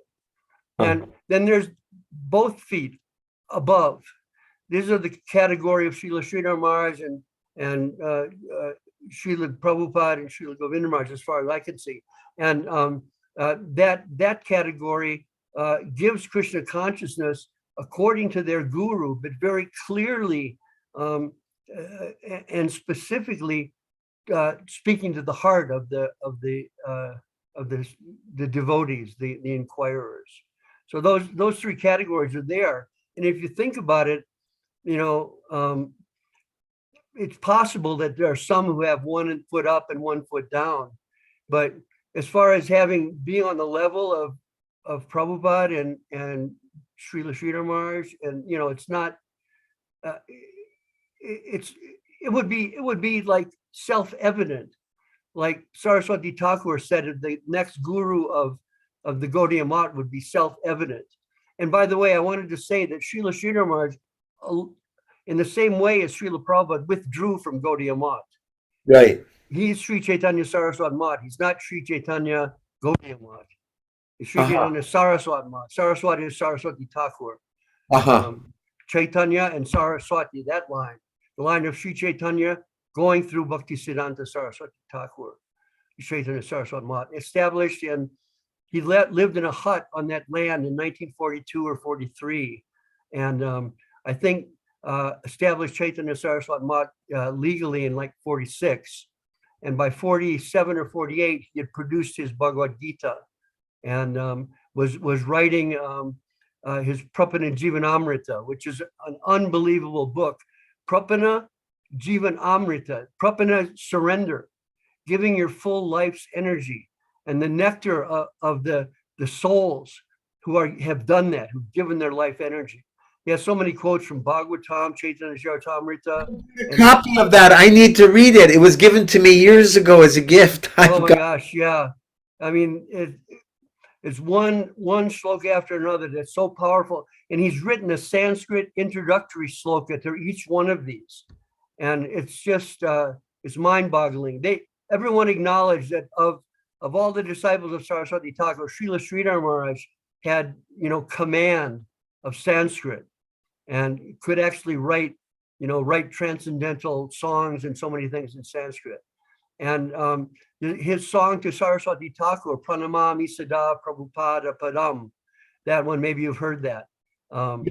Yes. When I was invited to the grand opening of the Rup Sanatan Gaudiya Math of Srila Narayan Maharaj in Vrindavan. He came up to the microphone in 1989 and he said, all ISKCON devotees are invited today to the grand opening of Rup Sanatan Gaudiya Math. So I went there. I attend the Mangal Artik, and they sing this song for their Mangal Artik. Mm-hmm. They sing the Srila Sridhar Maharaj's song in honor of Srila Bhaktisiddhanta. Yeah. Very nice. Yeah, it was very nice. And I first heard it from Achyutananda. He was singing it in ISKCON. Exactly, yeah. We didn't know that it was written by Srila Sridhar Maharaj. We were thinking it was for our Prabhupada. Yeah. Which it fits, no doubt. And Srila Sridhar Maharaj, because some of the godbrothers objected to him using the title of Prabhupada.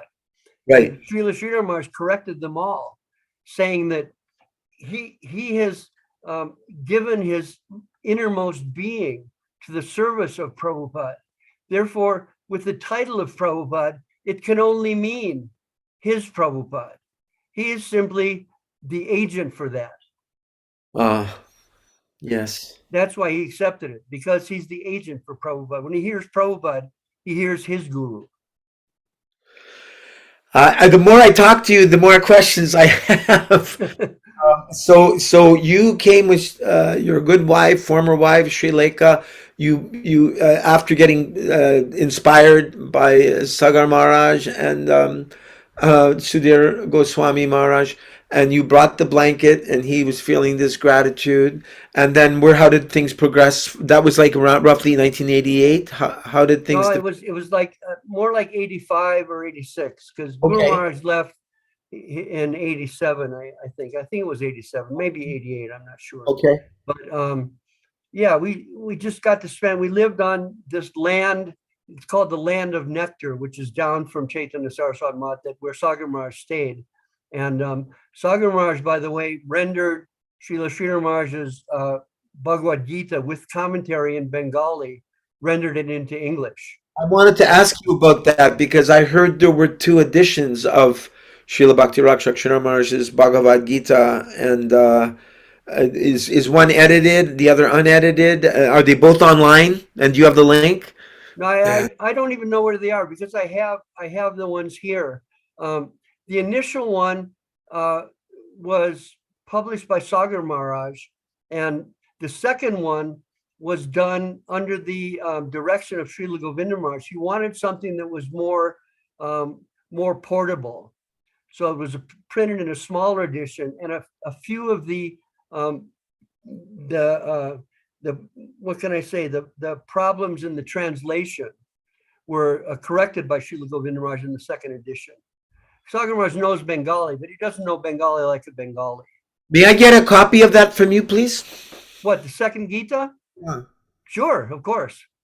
And all the purports are just as full as. Yeah. I mean, Srila Sridhar Maharaj, a lot of his commentary or understanding of the Gita is presented in his translation, because unlike Prabhupada, who does pretty much a clear word for word, Srila Sridhar Maharaj gives an interpretive understanding in the translation, so that we understand the context in terms of our Gaudiya Vaishnava Siddhanta in relation to the teachings of Bhagavad Gita. So there's some commentary that's there, but it's not like Prabhupada commentary on every verse. It's Right. So Srila smaller and Prabhupada, different. I heard he synthesized a dozen commentaries by the contemporary of Lord Chaitanya, Sridhar Maharaj, Yes, so many others, because it's dedicated to Baladeva Vibhushan. Baladev Vidyabhushan particularly, yeah. So these are all synthesized in Prabhupada's. So then what would be the distinction of Srila Sridhar Maharaj's? Is it more his personal realizations, or is he taking from different acharyas? I mean, obviously he's taking from the other acharyas. Well, it's his realization as the the primary in a certain way the primary disciple of Srila Bhakti Siddhanta Saraswati Thakur, whereas in terms of the effect of preaching, obviously Prabhupada is the primary disciple, but in terms of his position, even Prabhupada acknowledged he is my Shiksha Guru. His position is like primary.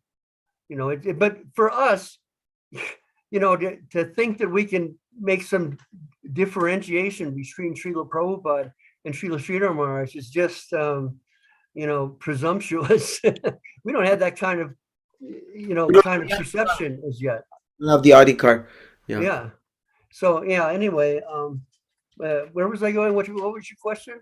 My question was, I was trying to follow a timeline here. So at some point, I guess it was a mutual agreement between you and Sri Lanka that you would start preparing for sannyas. I'm assuming. Well, this was 2006, and somehow or other I got together enough money to go to India. That's a big jump there from 1985, 80. Sorry. Okay. No, that's okay. So I can hop into it now, or we can take it later. I mean, from the time of the departure of Srila Sridhar Maharaj, I had gone to LA to open a Sri Chaitanya Saraswat Math branch in LA, in Venice, and I went with my godbrother Urukram. Okay, no, I'm just sorry. I'm just going to cut you there for a second. I would just like to get. I want to come back to that, but I'm just wondering if you can you capture any moments? Did you go and spend more time, more months prior to that at the Sri Chaitanya Saraswat Math with Srila Srila, and any anecdotes from that? Any remembrances? Any personal instructions to you? Any highlights of anything that stands out prior to you coming back to America to establish? Well, I mean, when we went to Srila Sridhar Maharaj, at the time being a grihastha, I had a son who was just entering teenage life. Right. I had a daughter who was maybe 6 or 8 years old, and another daughter who was newly born. Okay. So I had to survive. I had to work to maintain them. So at the most, I spent maybe a month there at seeing, sitting at the feet of Srila Sridhar Maharaj and listening.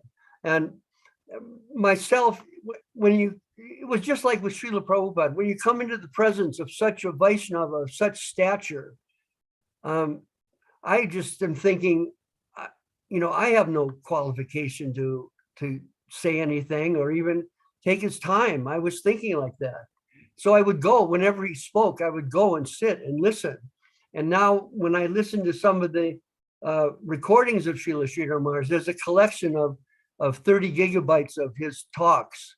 So I listen to them a few times a week, and I also watch on YouTube some of his lectures. And I remember some of them. But the idea was, my thinking was to let the sound of the Vaishnava, your ear, enter beyond my mind and intelligence and pierce through my ego to my heart. Right. I was meditating on that so much so in contact with Srila Sridhar Maharaj, as I probably should have in contact with Srila Prabhupada, but I didn't really remember. I was focused, no doubt. Probably I did it anyway, just by Prabhupada's influence. But anyway, I was consciously thinking to allow, the pure vibration to begin to transform my heart. Uh-huh. So that was my main objective in being there, was to enhance my inner Krishna consciousness and my development of Krishna consciousness, so that I could fulfill Prabhupada's wish for me, that I develop in Krishna consciousness, grow in Krishna consciousness, and be able to give something of substance of Krishna consciousness, Uh-huh. not just kind of repetition, but substance, experience, feeling Krishna consciousness. Mhm. There's sentimentality, and at the same time there's real feeling. And we kind of, in our particular stage, we kind of, maybe veer from one to the other or combine the two, but something genuine is there in our hearts. We cannot never deny that, of what Prabhupada implanted in our hearts. That seed is real, and how we can bring it out and convey that to people in a similar way. We're giving the inner experience of our heart through sound, which is the most subtle vehicle, Prabhupada told us. Through sound, we're trying to convey the experience of our gurus to everybody we contact.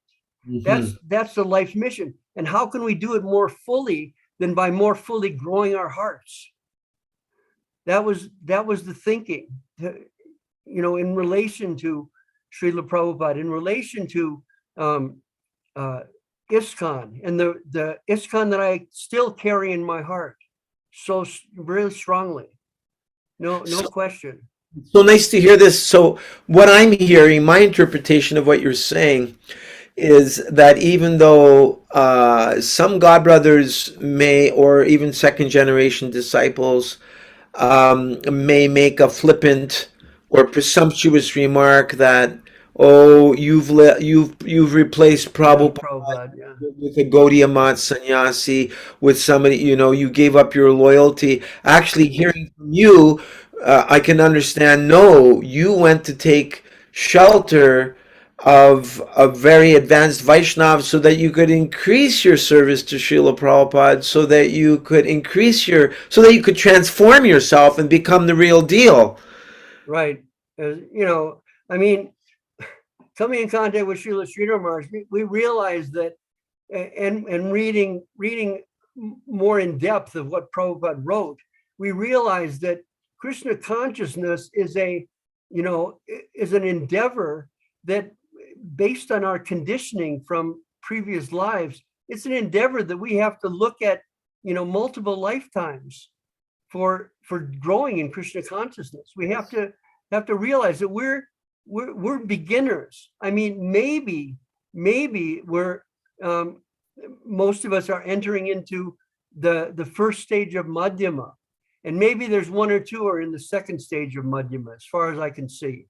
But as far as coming to Uttama, that's, read the definitions. How can someone feel that they're in that position? It's not. One who's seeing everybody serving Krishna better than himself, one who's completely devoid of the propensity to criticize others. You can't even preach from that platform.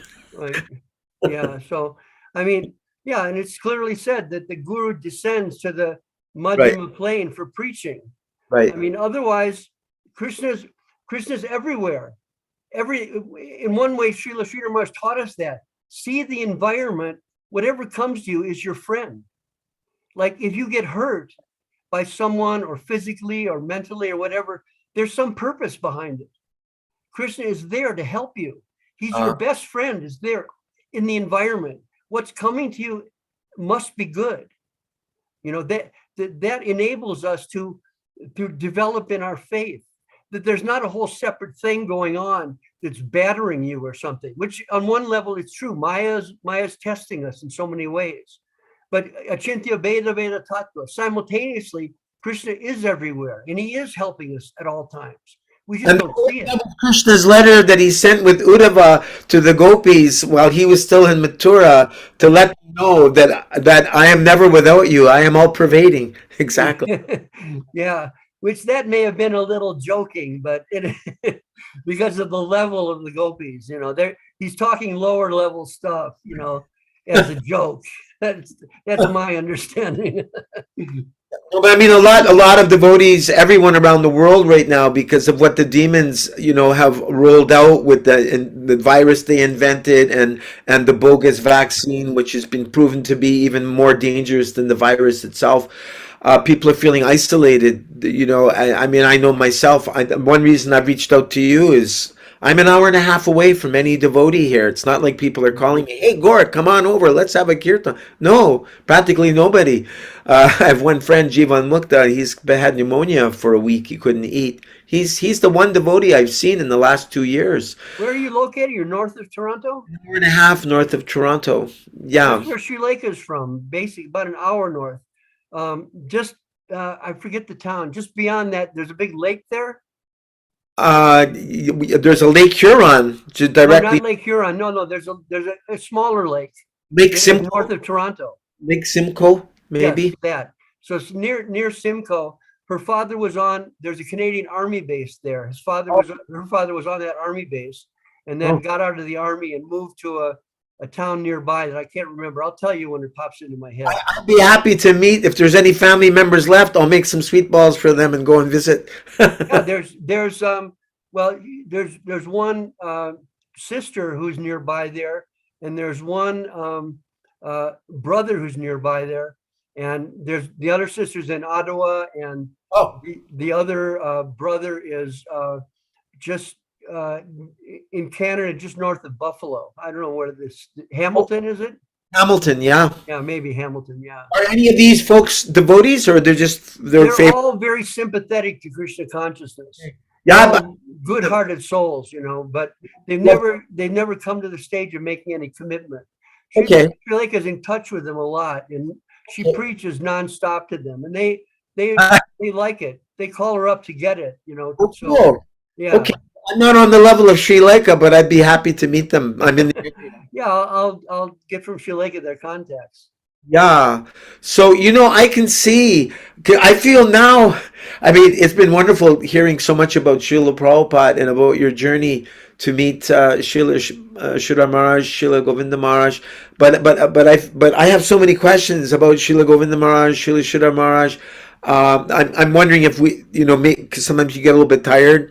If you want to sort of wrap things up for now, we continue another time if you like. It's up to you. Let's go for another like 20 minutes. Okay. Is that okay until like 9 my time, 11 your time? Sure. Okay, so I'm trying to pull everything together here. You're sitting at Srila Maharaj's feet. You're getting inspiration. Now, here's one question I have for you. I imagine you saw many godbrothers who are also seeking the affection and love and deep wisdom of Srila Maharaj. So were you observing? I mean, I know you weren't there much because you had your family to support, but were you seeing Tripurari Maharaj coming to visit? Srila Narasingha Maharaj, is he coming to visit? Were there some other godbrothers coming? Yeah, I met everyone. And often I met Nrsimha Maharaj before. What was his name before? Jagat Guru Swami. Jagat Guru Swami, yeah. We were kind of, not close friends, but friends from a distance. And we had some communication. He's left. Is he still in Vermont, or did he leave his body? He unfortunately left his body from cancer. Yeah, my brother lives in Vermont. I was going to go visit him, but I never got it together to. No, I'm sorry I didn't do with him what I'm doing with you, because he gave me 4 5-hour sessions, and I was just like drinking it up. It's like I never had any godbrother in years. I can't even remember spending so many hours with me and just giving.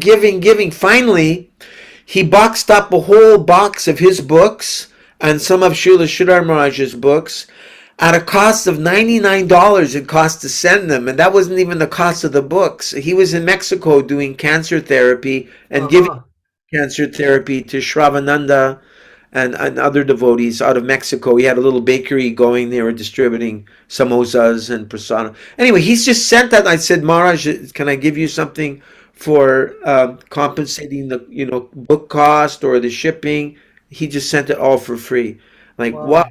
kind God brother. He totally renovated Srila Rupa Goswami's samadhi at the Radha Damodar temple. Oh, I didn't know that.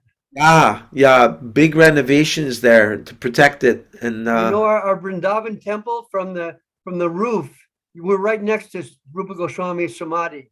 It's an amazing story how Srila Govinda Maharaj got that place, which we can like that. we can cover later, or I can tell you now. Okay, There, tell me it's now, it's so I like it's like right on the road to is it Vangsivata? Maybe. Anyway, but the gully, see just the gully leading up to yeah, there.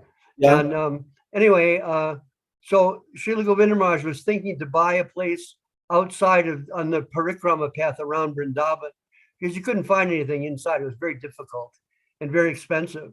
So anyway, that was all pending. I think he had purchased something on the outskirts, and then one day he had a phone that was out of order that hadn't worked for months.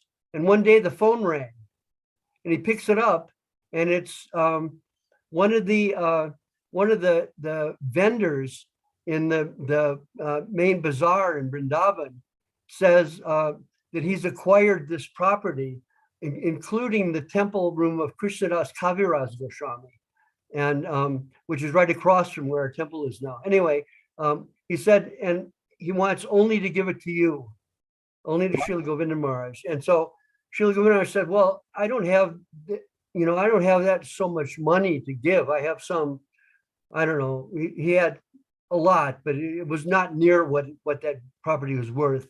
And the right. guy just said, whatever you can give me is I'll take. Wow, He wanted to do it for service. yeah. We got that property, and Pushta Krishna Prabhu paid for the ashram there. He Now, donated. again, what is the connection with Krishnadas Kaviraj Goswami, that property? Yes, there's the property that is just behind Radha Damodar. Yeah. It's there on that side. And then across the gully, there's a building that was the temple and the bhajan of Krishnadas Kaviraj. It's still intact. It still has the old archway decorations and so many things. And there's the temple room and the altar of Kaviraj Goswami's deities. I think it's Vrindavan Chandra, who now are with Radha Damodar. But one day, I always have this dream that one day I'll go there in my last days and be the pujari and bring those deities back to Kaviraj Goswami Maharaj's place. And whenever I come, or a lot of times when I come, I stay in the upper floor there, and they've made that into different rooms for guests and things like that. So it's a separate building across from the main temple that was included in the property. So it's Wonderful. really a wonderful, you can imagine the feeling of the place that, Kaviraj Goswami was here.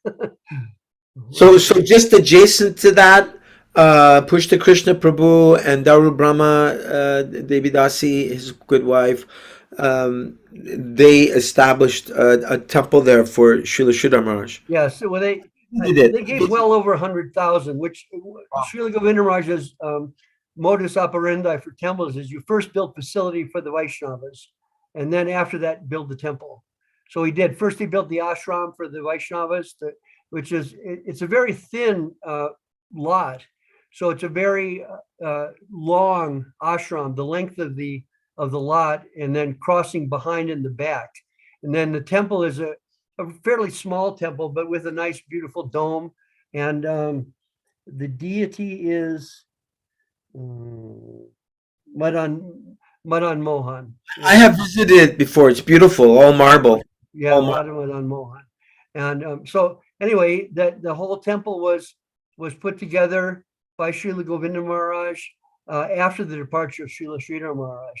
And simultaneously, by the will of Srila Sridhar Maharaj, a temple was established in Govardhan nearby. And at Govardhan is the place where the the Vaishnava servants of Bhaktivinoda Thakur and Saraswati Thakur stay as opposed to Radhakunda.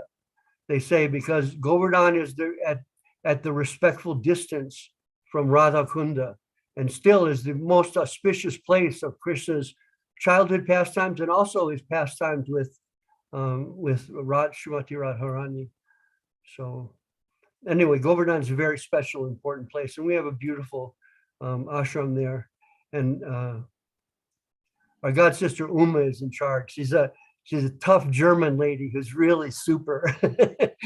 And she just oversees it in a really stringent, loving way. So speaking of other temples, Srila Prabhupada established the Bhaktivedanta Charity Trust, and my understanding was that Prabhupada's intention was to refurbish, renovate, repair ancient or invaluable temples, and I've seen the photos, that Srila Prabhupada's first project for using funds for temple repair was Srila Bhakti Rakshakshara Maharaj's Chaitanya Saraswat Mat in Navadvip. Yeah, Prabhupada gave the order just when he was leaving that they should do that first. The Kirtan Mandir for Srila Sridhar Maharaj, which is just in front of the Deity area, and it's a beautiful beautiful facility with upstairs. There's facility for devotees to stay. Usually VIP devotees stay there, and yeah, it was all done by the direction of Srila Prabhupada, not the design, but the funds came under Prabhupada's direct order. That was significant. I think another significant thing to see that Prabhupada gave that instruction as like as part of his final wishes. So I don't know. Sorry, go on. No, I was just going to say the connection between Srila Prabhupada and Srila Sridhar Maharaj. If you just you've gone over that Guardian of Devotion book, but it's so touching and so clear. What is the relation? And even at the opening of the Mayapur temple, I was there, and I saw Srila Prabhupada also had Srila Sridhar Maharaj sit on his Vyasasan with it, and Srila Govinda Maharaj at that time gave the lecture, the main lecture that Srila Sridhar Maharaj was going to give. Was asked by Prabhupada, but he couldn't give it, so Srila Govinda Maharaj gave the lecture, and he didn't know he was going to do it until almost when he came there, so he didn't really prepare. But his whole his whole presentation was based on a verse from Bhagavatam, where it says, who can understand, who can believe that the Supreme Personality of Godhead is crawling in the courtyard of Nanda Maharaj? How is that possible? So, and then he says, in the same way, who can believe, who can understand? Inconceivable that this Abhay Charan Babu is now Bhaktivedanta Swami, the guru of the world. He gave a beautiful glorification presentation like that to Srila Prabhupada, and Prabhupada, of course, really appreciated it, and it was much affection. Yeah, and I was just like, I was thinking, who are these people? Why, why is he giving the main lecture? You didn't know who the Maharaj was at that time. No, you don't know what's going on, really, and it's like a god brother sitting on Prabhupada's Vyasasan. What? Outside our frame of reference. Yeah, right, exactly. And soon to be open to that by, I consider that fully that Prabhupada opened the door to Sri Chaitanya Saraswat Mat. I have no doubt that sorry, go ahead. That he wanted me. It may be that he wanted so many devotees to stay in ISKCON and develop ISKCON and to grow ISKCON, but I feel he wanted me to be there, and all the circumstances previously led up to that. It's like when you look back how you came to Krishna consciousness. Later, you see how different particular events led you in the direction which brought you to the door of the temple. Yeah. Right? Yeah. So a similar way, we see, I can see that events like me being expelled from the temple, unimaginably painful, Yeah, inconceivably, I couldn't understand. yeah. And it just blew me away. But then later understanding, oh, like it works in the context of being able to, without thinking, I'm sacrificing my service to Prabhupada to take to service for Srila Prabhupada at the lotus feet of Srila Sridhar Maharaj. Uh-huh. That's how we all see it, like that. It's not as though, oh, we're going to leave Prabhupada and go to Sridhar Maharaj. Yeah. Nobody thinks like that. It's you know, it's like what is best for our service, for growing in Krishna consciousness. That's the driving force. It's Right. Prabhupada's inner Chaitya Guru, the direction of Guru, how to find your place in his service. Um, So other questions I have is that Srila Prabhupada had said allegedly said to Pradyumna Prabhu that he should complete the rest of the volumes of the Bhagavatam, but under consultation with Srila Sridhar Maharaj. Did you hear that? yes, yeah, I definitely heard it. I never saw it in writing or anything. Maybe it's there. Right. But that was what was understood, and Pradyumna knew it. So when I was in New York seeing Srila Govinda Maharaj, Pradyumna Prabhu came, and Who was this?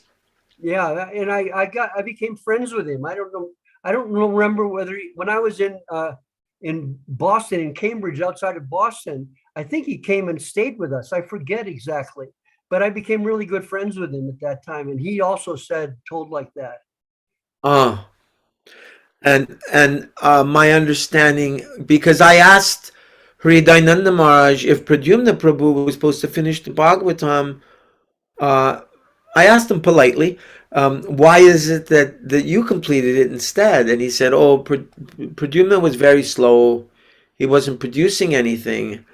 And I didn't want to have an argument with Hridayananda Maharaj, but I wanted to ask, well, do you think maybe he wasn't producing anything because he got discouraged by the way the 11 godbrothers were over the top about having big Vyasa sons? And Tripurari Maharaj said to me that Srila Sridhar Maharaj said to him to do welfare work for your godbrothers because he said that the leaders were mowing their godbrothers down like tanks on the battlefield.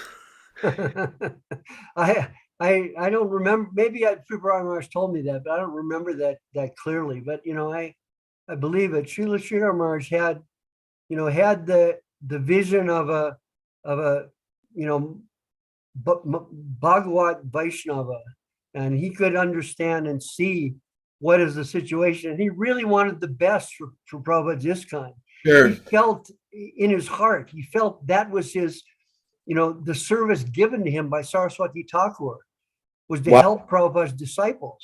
And Wow. if possible, to help in relation to ISKCON. He always thought like that, but they couldn't understand how to include him in the program. Saw him as a threat.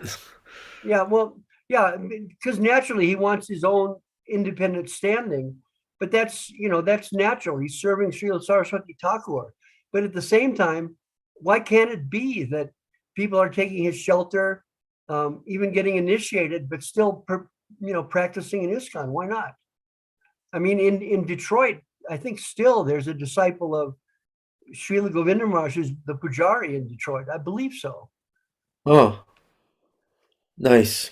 Yeah, yeah, just it could be open like that, but it came and it became very defensive. Defensive mechanisms took over, and Just uh, like in Krishna Balaram Mandir, the head pujari has been Mukunda Prabhu, and he's a disciple of Srila Narayan Maharaj. He's been there okay, for years, okay, years and years. Also, I heard that Srila Prabhupada asked that the temple of Vedic planetarium be built under the guidance of Srila Sridhar Maharaj in exactly, yes, relation to Brihad Bhagavatamrita. Did you hear that also? yes, definitely, definitely. It was Prabhupada hoped that Srila Sridhar Maharaj would live with him in Mayapur, and at the same time guide that construction. But they didn't begin it until well after the departure of Srila Sridhar Maharaj. Right. was possible they could have consulted Govinda Maharaj, but you know, it developed otherwise based on, based on, I have to say, since, no doubt sincere motivation, but at the same time, we have an obligation to, check our own feelings and motivation in relation to, proper Vaishnava etiquette, in relation to, particularly Prabhupada's godbrothers. In Chaitanya Charitamrita, isn't it? It said that or yeah, maybe Srila Sridhar Maharaj told us, I forget, but that once you treat the godbrothers of his guru as guru, that with that kind of respect.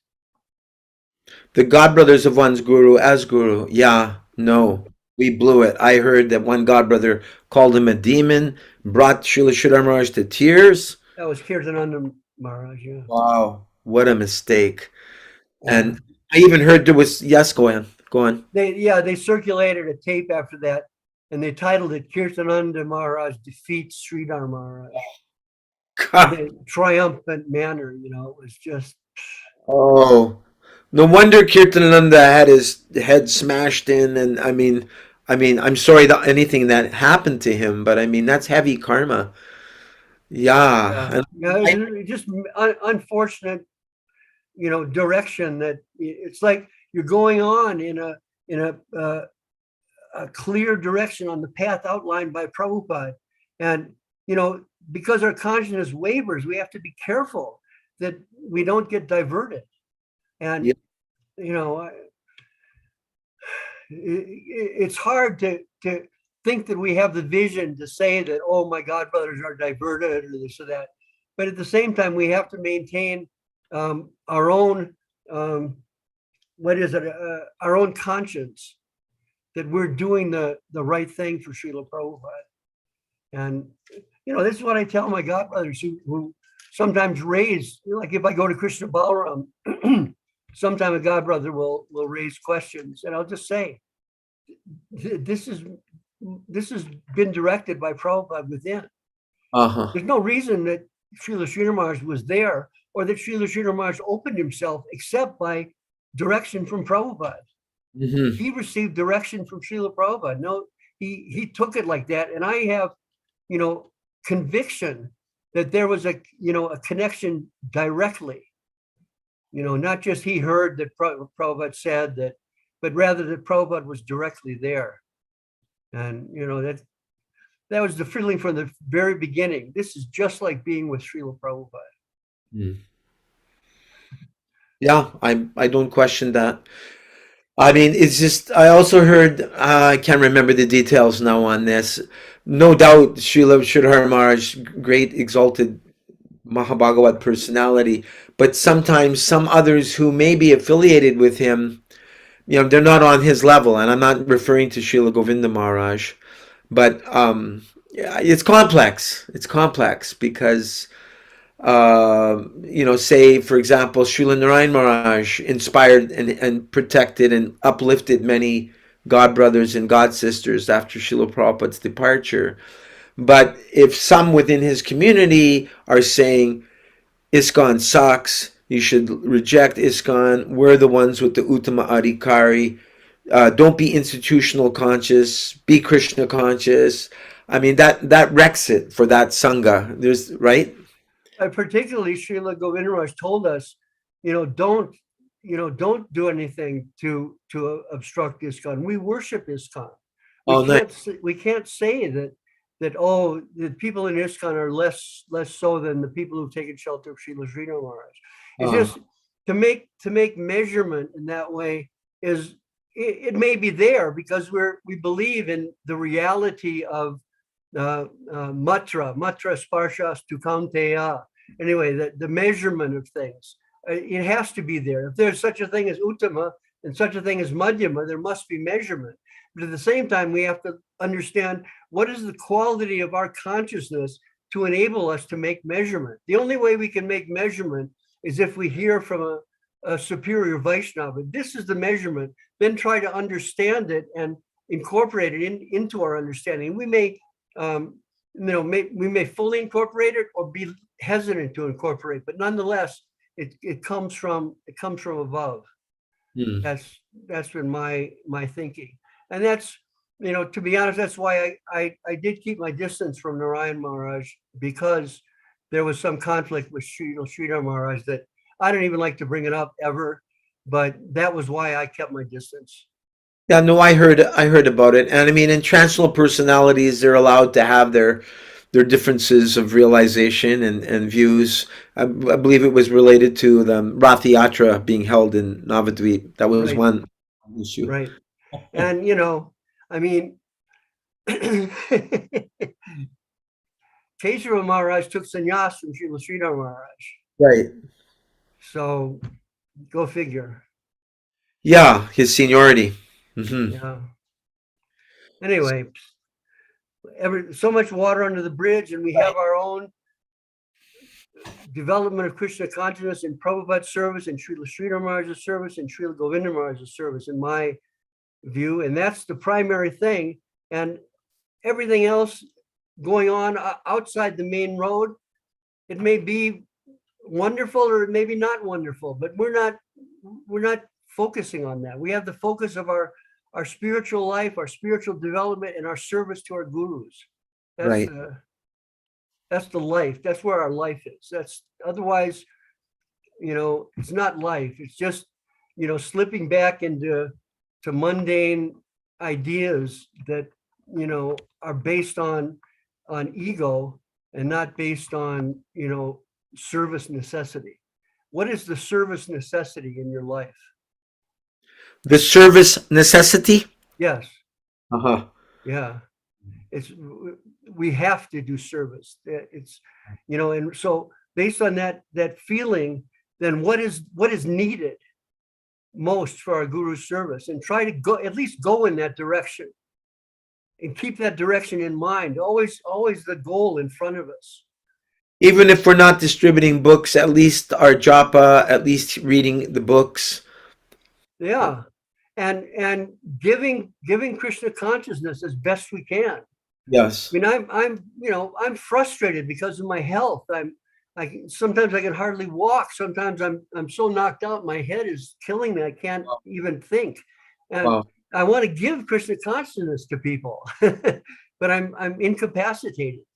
So, and I think what Srila Prabhupada did at my age, and I think, oh my Yeah. gosh, Yeah. but anyway, simultaneously, we can't let discouragement, that's also mundane blockage that can come to us, thinking, oh, I am discouraged, therefore I can't do service. And what's the central point of that? I, me. Lord Prabhupada used to say, me, mine, whatever, I forget. I mean mine. I mean mine. I, me, mine, yeah. George Harrison wrote a song about it. All through the day, I mean mine. I mean. Yeah. So we're trying to, we can't say we've left it behind, but we can say we're trying. Right. So I think we have to call it off. Feeling a little fatigued right now? Yeah. Okay, I understand. But I would love. I feel, it's a Chinta debate. I feel like my body's like, but my heart is like, whoa. I get it. We have to moderate it, a bit. Yeah. Sure. Okay, so we can continue next time from all the inspiration that you got. You came back with Urukram Prabhu to establish a center in America. Maybe we can continue from there next time. I'm establishing the mod in Los Angeles. Yeah. Okay. Is that all right? Good, Prabhu. Okay. Thank you so much. And if you have some time, I'd like to put you in touch with our godbrother Lakshminath Prabhu, because he has some concerns about, the role of Shiksha Guru, Diksha Guru, etc. And how you can be a Diksha Guru, you can be a Shiksha Guru, training, put all your time and effort into caring for a new devotee. The Diksha Guru comes in, takes all the Guru Dakshin, flies away, and then you no longer have any influence over the person that you were caring for. You know the scenario.